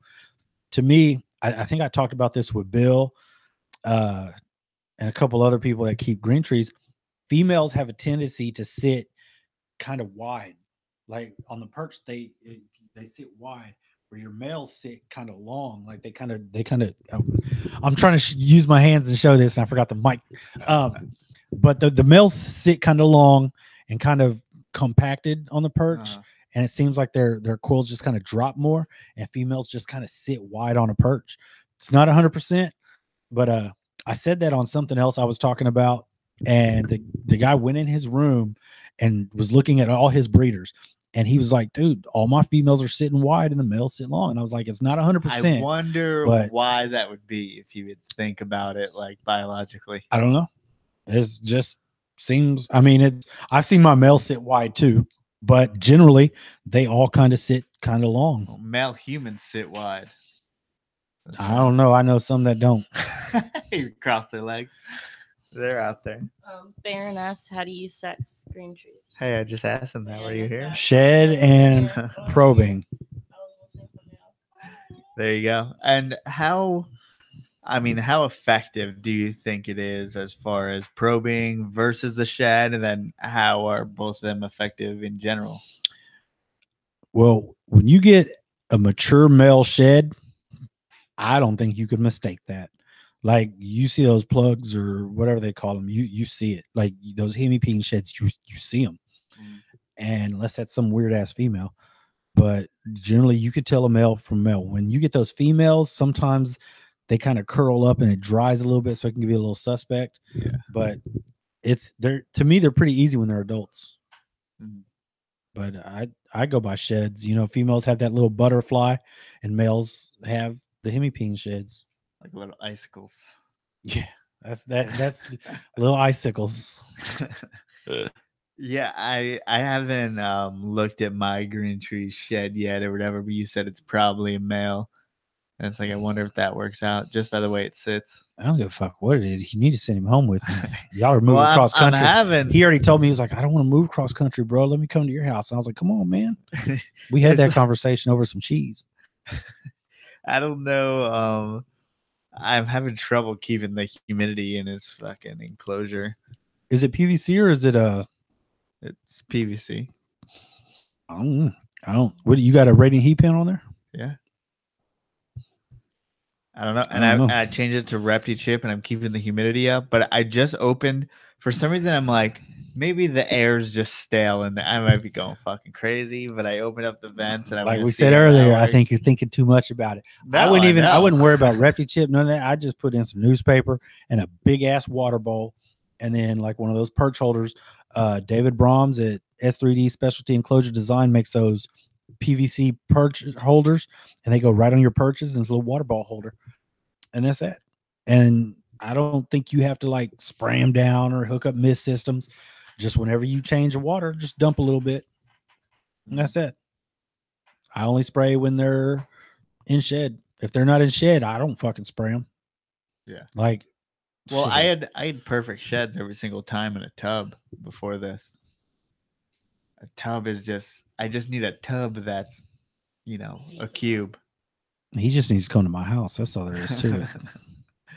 Well, it's not going anywhere because I could just everyone's got to have one. I think you should have one. No, nice. He needs a girlfriend or a boyfriend, whatever he's into, whatever bathroom he uses. Asexual, he told me. But he needs to come hang out.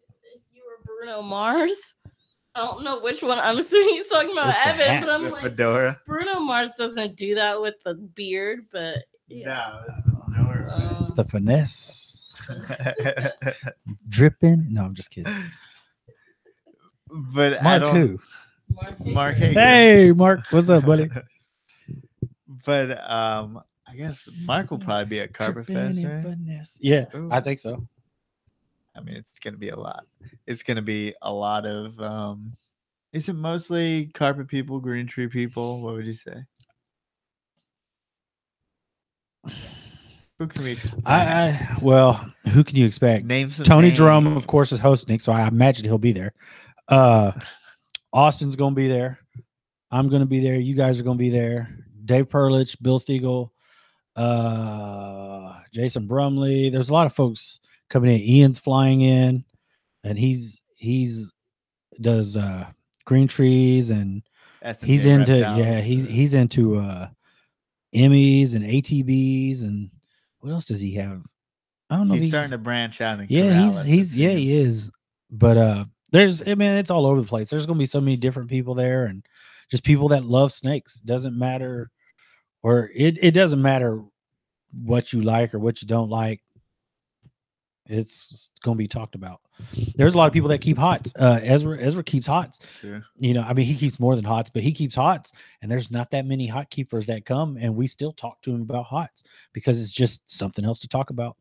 It's not like, oh, and it's not the whole day is not just snake talk. I know it probably seems like, oh, they just get together and for hours talk about snakes. Half the time we're not talking about shit other than I don't think we talked about I think we just talk either. shit to each other, and then we like play cornhole and try to whoop each other's asses, and it's a family, man. Like, it's a fun family, and we just talk a lot of shit, and it's fun.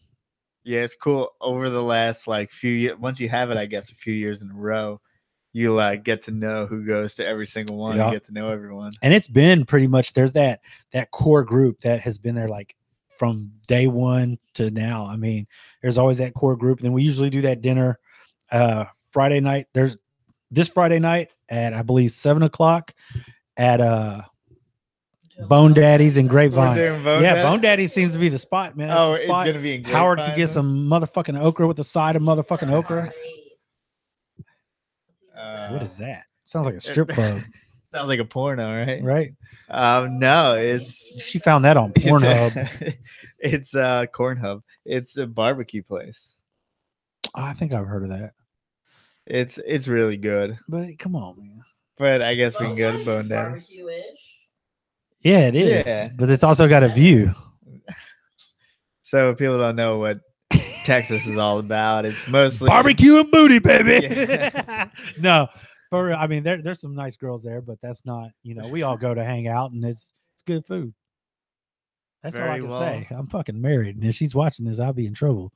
It's nice girls, right, baby? Tell them, nice girls. I remember we didn't really know you, and we were going to that thing, and you were our only contact, and we messaged you on Facebook, and it was your wife, and it was a whole thing, man. We were sitting downstairs of Bone Daddy's last year for like a solid hour. Well, we didn't realize everyone was upstairs, and we didn't know anyone. So we're like, let's not just walk. Like, where's Evan? Like, and we couldn't get in touch with you. God, it was so ridiculous. Oh yeah, I think I couldn't hear my phone, and I think she called Bill, and Bill was like, "Hey, your wife's on the phone." I'm like, "What the fuck?" So instantly I start reaching for my phone. He's like, "No, she's on my," and I'm like, "Why the fuck is she calling on your phone?" And so I'm like, "Hello." She's like, "I've been trying to call you." She's like, "You're not answering your phone." And I was like, "Fuck, I didn't hear it." She's like, "There's a Joe and Melissa that are looking for you." And I was like, "Okay, where are they?" She's like, "They're downstairs. They've been there for like an hour." And I was like, "What?" And I was like, "Oh shit." So I went down there and I was like, "Fuck, we're upstairs." And it was kind of weird because like we weren't. It's funny now that we like know everyone, and we would never like feel uncomfortable. And it's just so funny how you can, like I said, Brandon was traveling across. I never met this dude, just talked to him a few times on Facebook, and he hit me. I was like, hell yeah. And then he came over, and it's like you have this weird instant connection because you've talked online, so you feel like you know him, you just don't know him. You know what I mean? So it's really weird. And then it's like once he was there and you talk to him and hang out, I feel like I've known him forever, and I haven't, but it's just such a weird connection that Facebook has done with people. Like, you meet people, you'll know them for years, but you don't know them. You know what I'm saying? You've never met them, but you'll know them for forever. And it's so crazy to know somebody like that, but not know them. And then you get to meet them, and it's just like, oh, they're even better in person, except for Howard. But everybody else rocks. No. I highly believe Howard will be even better in person. Howard is. I am most excited to meet him. You didn't meet him last year? No, we didn't. We were there last year. Didn't y'all make fun of him for not being there? It wasn't. What did he come in for? No, he came in for NARBC. He flew in for NARBC, and we did it. We went to a dinner. Yeah, he didn't. That's right. But he's Howard's fucking fun. Last year, but this year. Last year, I feel like we were quiet. The last 2 years, I went. It ain't no quiet now. Everybody knows everybody. You walk in that motherfucker like you own the shit. Just be like, "What's up, bitches?" Everybody starts laughing like we're just cool like that. Yeah, it's just crazy. Once you get involved and talk to people, It is, man. It turns into a family, and it's so much fun. And talking about who's doing what and who's breeding what, and you start hearing about all this stuff. And then there are the serious talks. I'm very sure Nido will be brought up. People will talk about Nido and the effects it's having on the community. And but it's stuff. also like it's not totally unfiltered when people are talking in public and putting out public shit. Like, when you talk person to person with someone, like there's much more little details and little things that you need to know about, and like people will be more apt to tell you the bad shit that's going on that people usually don't tell you exactly, or the things to watch out for, or things that you've had animals have ill effects towards. I don't care about talking about that stuff. Some people don't like talking about that in public, but you can get those little like nuggets. It's more sort of more intimate. You get that, like I say, you get that one-on-one time, and you can really just talk to somebody and ask them, how they're doing, what's going on with their collection and stuff. And like I said, at a show, you can't really do all that at a show. You're trying to talk to somebody, and there's somebody next to you trying to buy a snake from them, and so it's hard to get that one-on-one talk. This isn't about selling animals. This is about hanging out, right? And it's fun. Plus, the people that are the people who are going to give you deals and first picks when you are buying animals, though. So it's so good. It's just good to know people. Yeah, and it's just like you said, it's another form of networking too, because you might talk to somebody about something that you've never really thought about working with, and they're so into it. And just certain people, the way they react to certain things will get you hyped up. You're like, fuck yeah, I want one. I want a white lip. You ain't never thought about a white lip a day in your fucking life. But you talk to Billy G over here, and all of a sudden it's like, oh my God, white lips are like the greatest thing ever.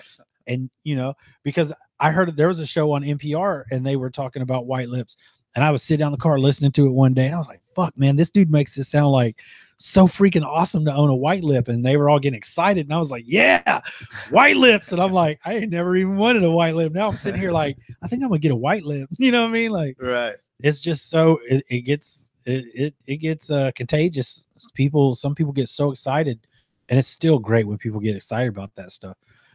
Some of these guys can produce 50 million clutches, and they're still happy, and they're still fun, and they get excited. They get you excited, and some of them guys treat it like a job. And I don't like to talk to guys like that, because then it's just they're so yeah, I produced this and blah blah. And it's like, fuck, I don't want to be where you're at. You know what I mean? Like, I want to be where this dude's at, where he's happy bouncing off the walls, and I'm on my 50,000th clutch, and it's fucking great. Woohoo! Mm-hmm.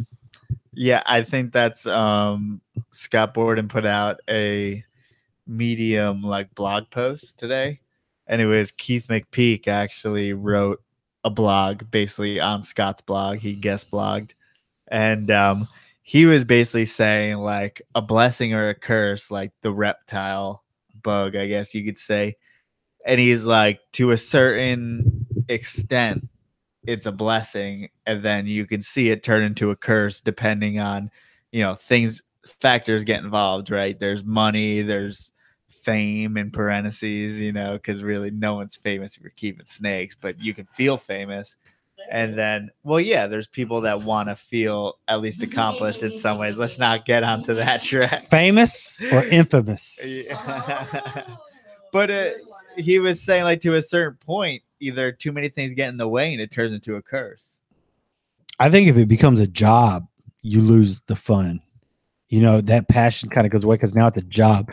Every day you're cleaning cages. Every day there's so many snakes that have to be fed, have to be cleaned, have to be watered, and it becomes a job. And I think any job, no matter, even if you love your job, there's times it starts to wear on you. And I never want to have that many snakes that I just don't. I couldn't do what Nick does, what any of these big name guys do, because I just see so many clutches. These guys are like, oh, this is clutch number 11 for the year. And I'm like, holy shit. And I'm just like, dude, you're looking at some of these snakes that are having 20, 30 babies, 11 clutches. That all adds up, not to mention all the adults, sub-adults, yearlings from last year that you still have. And I'm like, that's a job, and it's especially if it's a job in itself, and that's not what you do full time. You have an actual job. You got to go do that, then come home and do all this. Where's all your free time? You know what I mean? Where do you get to? Then it starts. I can see it wearing on you, and people got to take a break. I never want to be like that to where, you know, I'd love to have a small collection of chondros and maybe some jungles and a few other things to where I'm producing 5 clutches a year, maybe. That's great. It's easy to manage. I'm not drowned in snake piss and cleaning snake cages and watering everybody. It's just very small. I want my day to take, okay, if I have to clean cages and water everybody, I want to take no more than 3 hours. If I feel like it's going to take more than 3 hours to do all this, that my collection is too big. That's just me. Some people want large collections. I don't want to deal with all that shit. Well, I don't ever want to have to hire somebody to come help me clean my collection. No. Well, I think there's been some people who have been able to achieve the doing it full time while still enjoying it. Like, you know, we think about Nick or probably Rico when he was doing it full time. And there's some people who have an overwhelming passion, but still have a little knack, I guess, for the business. And they aren't, I guess, they aren't some of the top 10 producers or something where, then there's also people that get in over their heads and I think produce way too many and can't probably take care of what they're producing. Right. How dare you? Fuck that dude. I don't care. I do not care. Come at me, bro. Evan, would you ever get into spiders? Oh yeah, I had some. I had tarantulas. If you go through my Instagram, I've had. You say that there's some badass. I had some the pokies. I had the pokies. I had Metallicas. The blue. Oh, they're so blue and so pretty. I had some Venezuelan sun tigers, and I had some other shit. But yeah, I miss my tarantulas. The wife was not feeling the tarantulas. You know, the Metallicas were pretty, so she was like, "Okay, those are pretty. I can deal with them." But she happened to be in the living room, and if you go, no, I had a pokey. It was a ornata, which is a species of pokies, and ornatas are little assholes. I mean, they can be, and they're big. I mean, they're big. And I had a male, and you know, your females are bigger, but the male, he was still, when he's on the glass, he's bigger than he's spread out. He's about 8 inches or so from leg to leg. And so he'd be sitting on the glass and she'd just be looking at it. And you see her just like, fuck no. And then one day he was on the back glass. And so I opened it so fast. And he just and was out faster than I could think. He was out.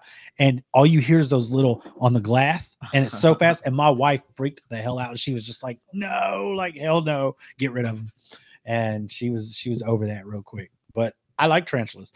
I like, you know, creepy crawlies. You know, I like all that stuff that most people don't like. Snakes, lizards, turtles, frogs, Vietnamese centipedes are one of my favorites. Dude, you ever feed that thing a mouse? That is some vicious shit. That will make you like them if you see one grab a mouse. Like, it is vicious. I was just like, that's a savage ass insect. What if you feed him a pregnant mouse? That's even more savage because it's going to eat the babies out of the mama. But yeah, but I don't handle that shit. Like, I see people handle their pokies. I wouldn't do it. They're old world tarantulas, which means you're probably going to the hospital. You know, it's not like a Mexican redney. You know, it's nothing like that.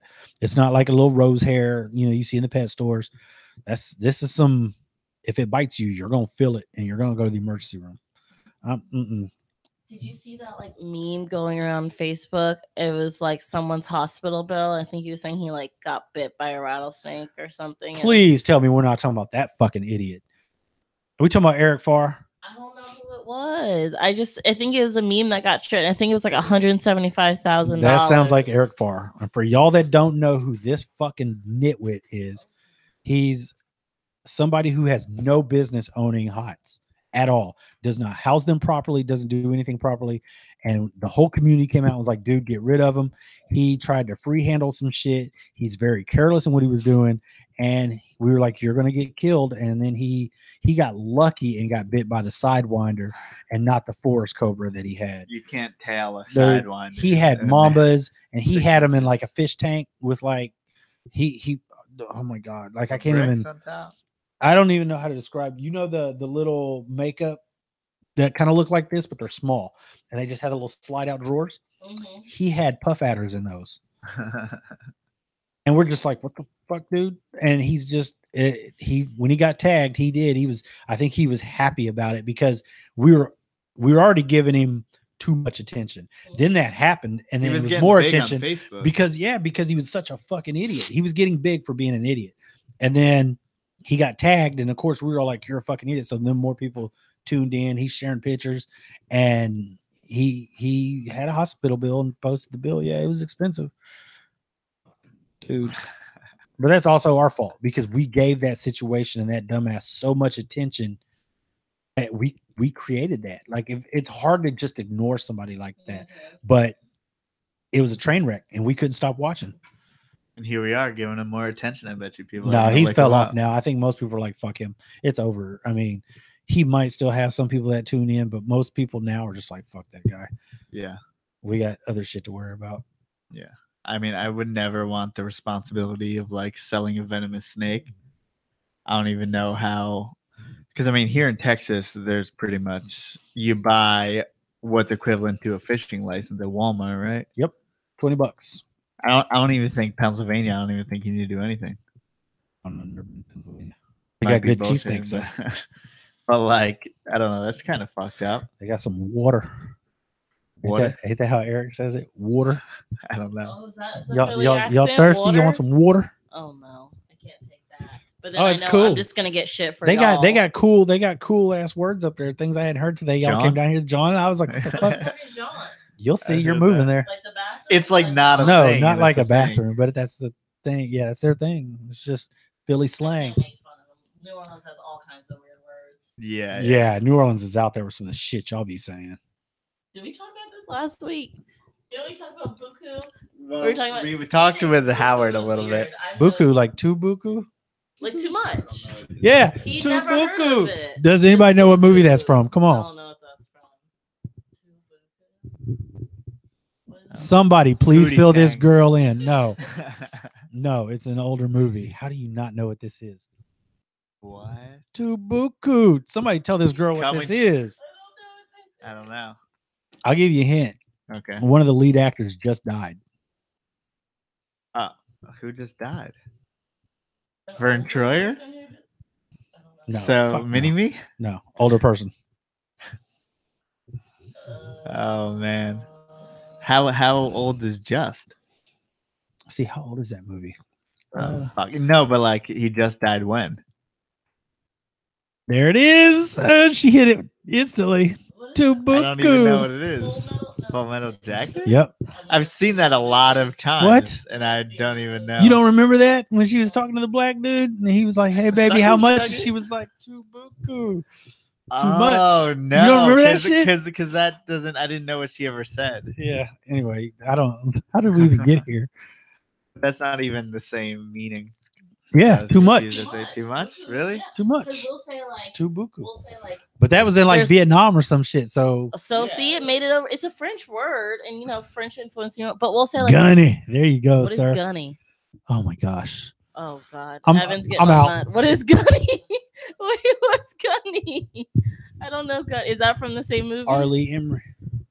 I don't know. He just died. Arlie Emery was I the don't know who it Marine, is. the drill sergeant. Gunny is short for gunnery sergeant in the Marines. He said, "Did your mother have any kids that lived?" What? Oh, watch. Full Metal Jacket. Is it super actiony? Obviously. It's fucked up, is what it is. No, it's hilarious and fucked up. It's like a dark comedy. It's great. It's great. It's great. But it's about Marines that are going into Vietnam and then. You're Vietnamese. She's saying something. No, that's not what she said because she actually said it. She was like, "He's too big." Too buku. I mean, you could be Vietnamese. Yeah. I mean, maybe in the they movie, fucked it she up. was saying, yeah, maybe they fucked it up, but she was saying too buku. She was saying he's too big. Yeah, exactly. Yeah, too big. Too buku. Woo! I've been told that a time or two. No, I'm just kidding. I haven't heard anything. What are we? I said, I've never been told that. Damn. This is gonna be a weird thing. I mean, it's the last 10 minutes of the show. Have you ever seen a ghost? Like a ghost corn? No. Like, do you have any ghost stories? Okay. Like an actual like Like a straight ghost I don't believe that story. bullshit.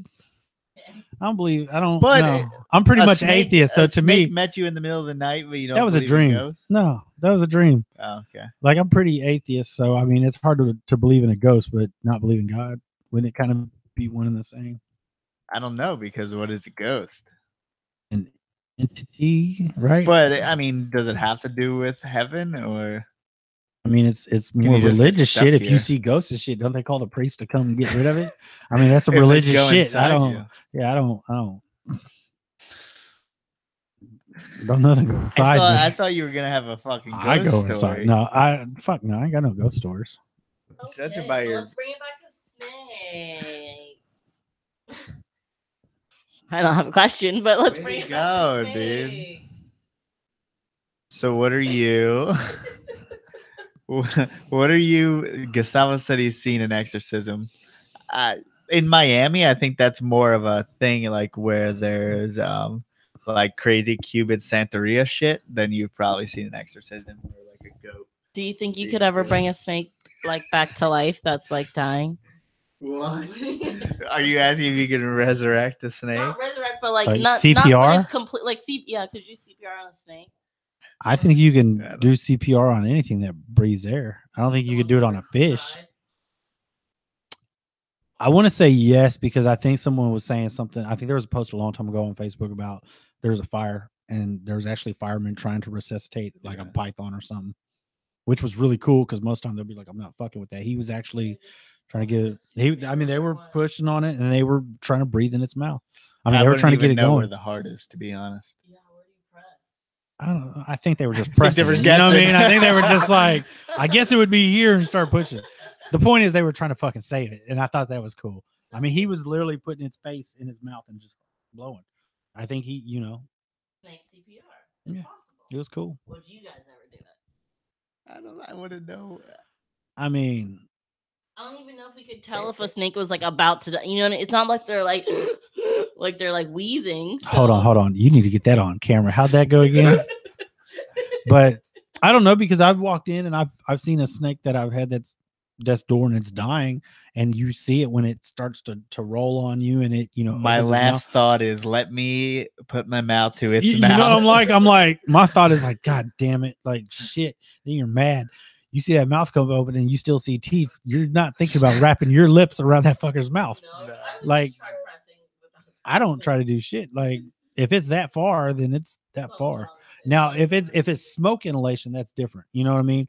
I would probably damn it and try to bring your snake back, no matter what animal it is. But if it's smoke inhalation, your house is on fire, and I don't think that's your thought to bring a snake back right there, right? No, I'm if my house ever caught on fire, I'm grabbing my dogs, my snakes before I grab clothes or anything else. Family or daughter?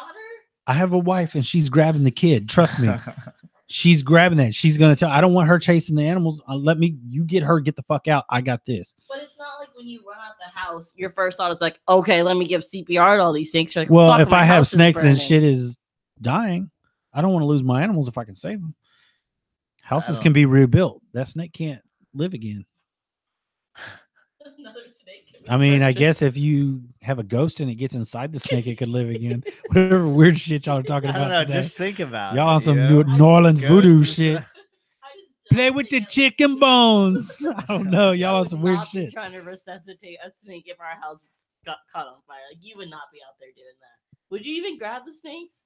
Yes, I would grab You- the you have to snakes. choose. Which one would you choose? Obviously, you can't. Grab which one I would you do it choose? in some efficient manner. It would be very hard. Which I don't know. You know what? That Oh, brings up God. something I've really thought about. I want to get. Everybody's got racks and stuff. I wonder how many people are prepared for something like that. Do you have those extra tubs and pillowcases that are sitting in that room?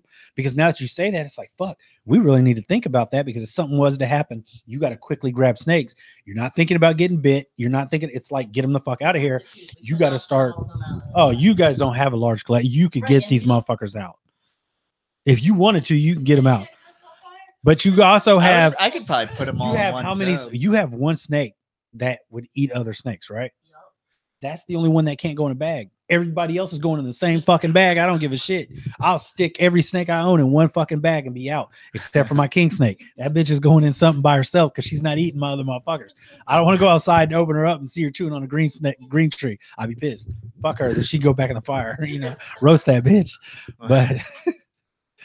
But yeah, that's actually that's a thought. Like I've never really thought about.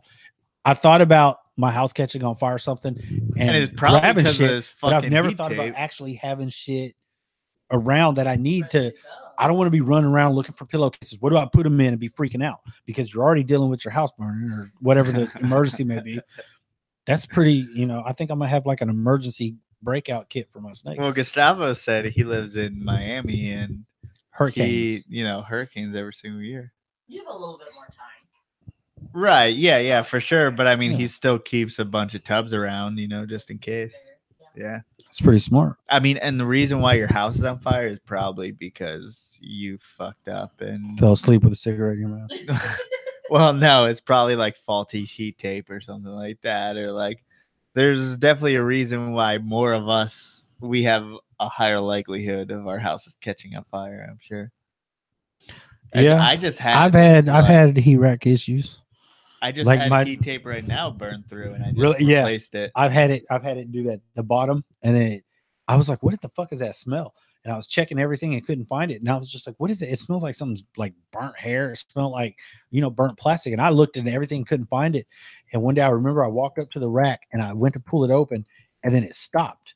And I was like, why can't I get it out? And I pulled and it sounded crunchy. Like it just, like you hear it. It was like, and I was like, what the hell? So I pull it open, lift up the paper, and there's a hole. I kid you not, about this big in the bottom. And so I'm like, holy shit, the snake is up here. And so I pulled it out and it had been burning like, I can't tell you how long, probably 2-3 days. I couldn't find the smell. And I swear I pulled it open. And at that point it came open. But I never thought, check the bottom of it. I just checked and I didn't see anything. I was like, okay, I closed it. And it was just sitting on that heat tape, and that shit was just burning through. And I had a probe failure, and so those temps, I don't know what those temps were, but I found them before they cooked my fucking snakes. I feel like that maybe like when I'm sliding the tubs across it, even though it's recessed, I feel like maybe I wore down like the top plastic, and then the heat tape will like shock me and shit when it. I don't know. I don't know if I wore down the plastic just by sliding the tubs, and maybe you should change your heat tape every certain amount of time. Yeah, but and check your probes. Yeah, that's super H2. Important. That's 749. Brandon who? I don't know. Hey, mystery Brandon who? Talk to him all the Brandon time. who? I want to know who this is. More about Brandon all the time. He knows a bunch of shit and he is helpful. That's why he's a moderator, because he answers people's questions for me when I don't he know asked them. Colubrids I liked, and I like king snakes. I do like kings. I like very few rat snakes. I like those Vietnamese blue beauties. No, I just made them out. Mandarins. No, you're getting closer. Bamboos. Bamboos. Hey. Those Thai bamboo. Oh my gosh, those Red Mountain racers. What do they call them? Those things are cool. Coxy. I think that's how you say it. Coxeye. Coxy. Like a cock's Those eye. are cool. But those are really cool. Indigos will always have a huge place in my heart. That's about it. Like, I'm not too big on most of your rat snakes and stuff like that. Like, those king rats don't do anything for me. Mandarin rats they're pretty, but that's another one that doesn't do anything for me. I've just never been a rat person. The king snakes, I've always liked the king snakes. I'm not too into the foreign stuff. I've always just been stuck on pythons, really. Pythons have always been my thing. Mm-hmm. Not really a boa fan. I've always liked greenies, green anacondas. I've always liked Brazilian rainbow boas, and recently started liking Emmys. Other than that, I'm not into the Amazons. I'm not. Boas just aren't me. I feel like everyone is kind of bleeding over into Corrales a little bit lately. I feel like it does seem like that. Like all of a sudden, they got popular. I mean, it's not much different than a chondro, but it's a boa. but people seem to be they seem to be getting a little popular. I like how you answer the question, but you still don't tell me who the hell you are. What did he say? He said, ask him because he's got tiger rats on his mind. Oh, yeah. He was talking about that. And it's like, that to me is just a lot of snake and a lot of, it just seems like it would be smelly and hard. Yeah, that's another thing. The way they shit everywhere is just like, ugh. What snake did Brandon just get? I already forgot. What was it? He got I think he got a pair of, is it Maclots? And then also, I think he sent me a picture of a Timor too, but he got Maclots, and which are super cool. I think that's the Maclot. It's a Maclot. Is it? Yeah. But I mean, once you're getting into that territory, you're just going for large, crazy snakes. Just rare stuff. Oh, how did I forget? Yes, because I saw Mexican Kings. Those are all right, but man, if there's my probably top favorite of all is gray bands. Like gray bands to me are just the ultimate. Gray bands are badass. Miami Okies.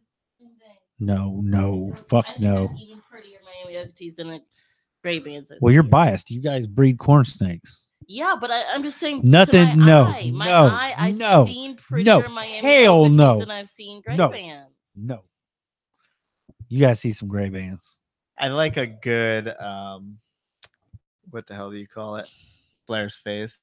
Yeah, Blair's. I like the ones that are just black and gray. Some of those real pretty ones are just that black and that slate gray, almost blue. But I think the first one I ever saw was a very nice Blair's. That bright orange with those bluish gray bands is just so badass. And we're talking Alterna, Stewart. Yep, Stewart. I was fixed to say Stewart, and you guys had Stewart on, and that's fucking gray bands, man. I can't say enough about them. Yeah, and we were talking about earlier, like trying to figure out how to get out to West Texas. Like, yes, hey June, I want to. What is that? That's a Miami Okie. That's gorgeous.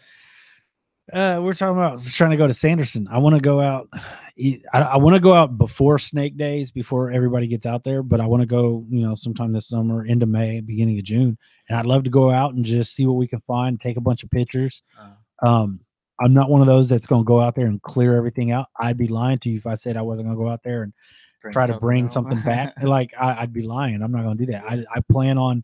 I would not bring home every snake I found at all. I have 2 species that I want to bring home, and one of each, honestly, unless I was lucky enough to find a pair. Who wouldn't want a pair of locality specific animals?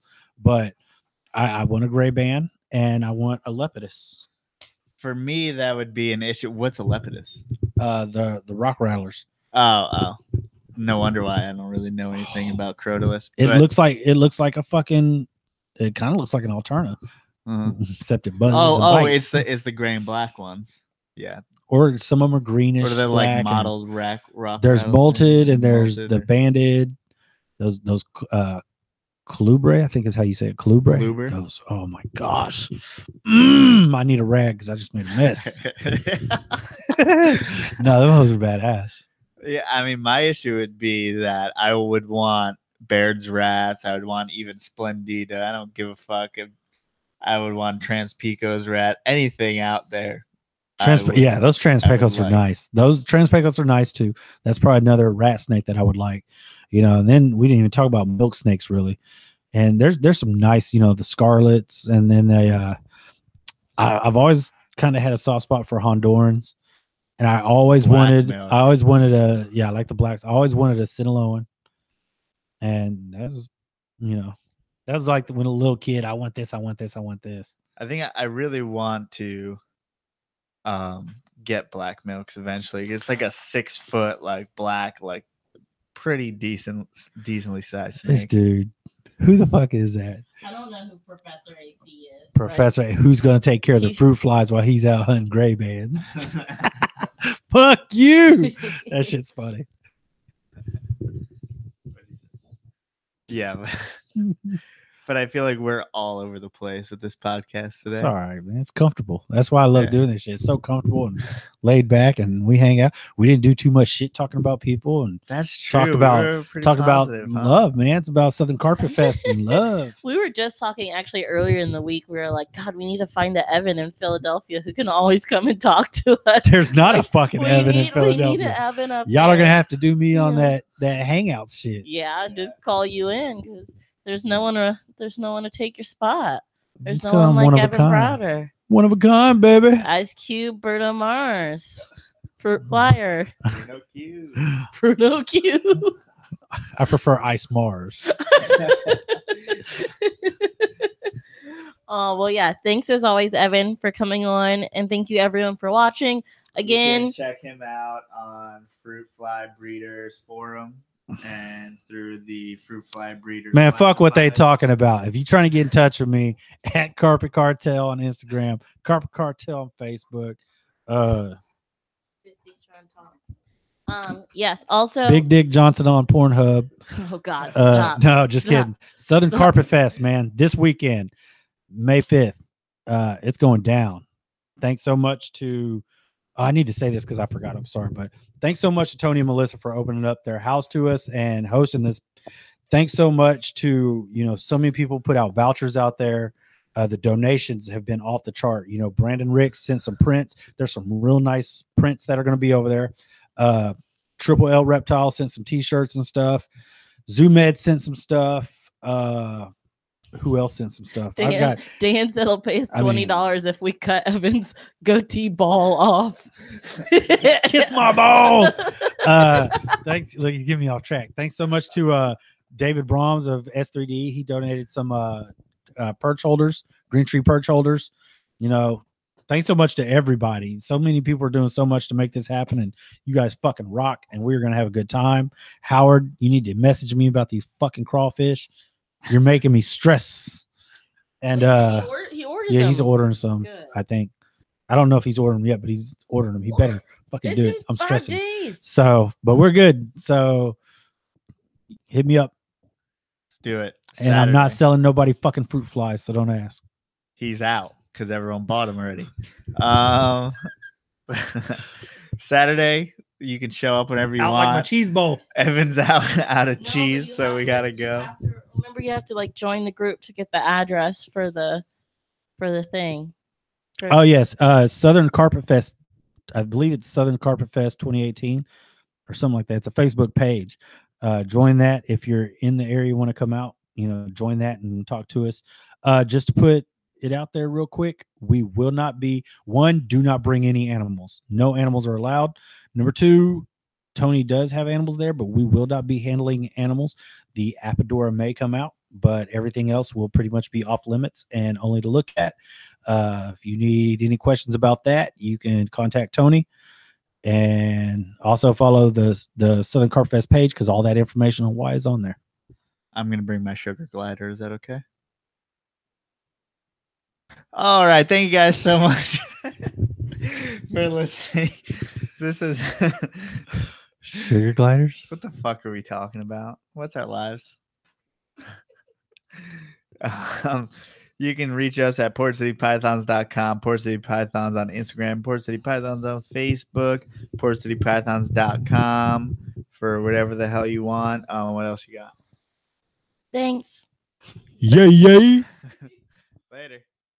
Bitch.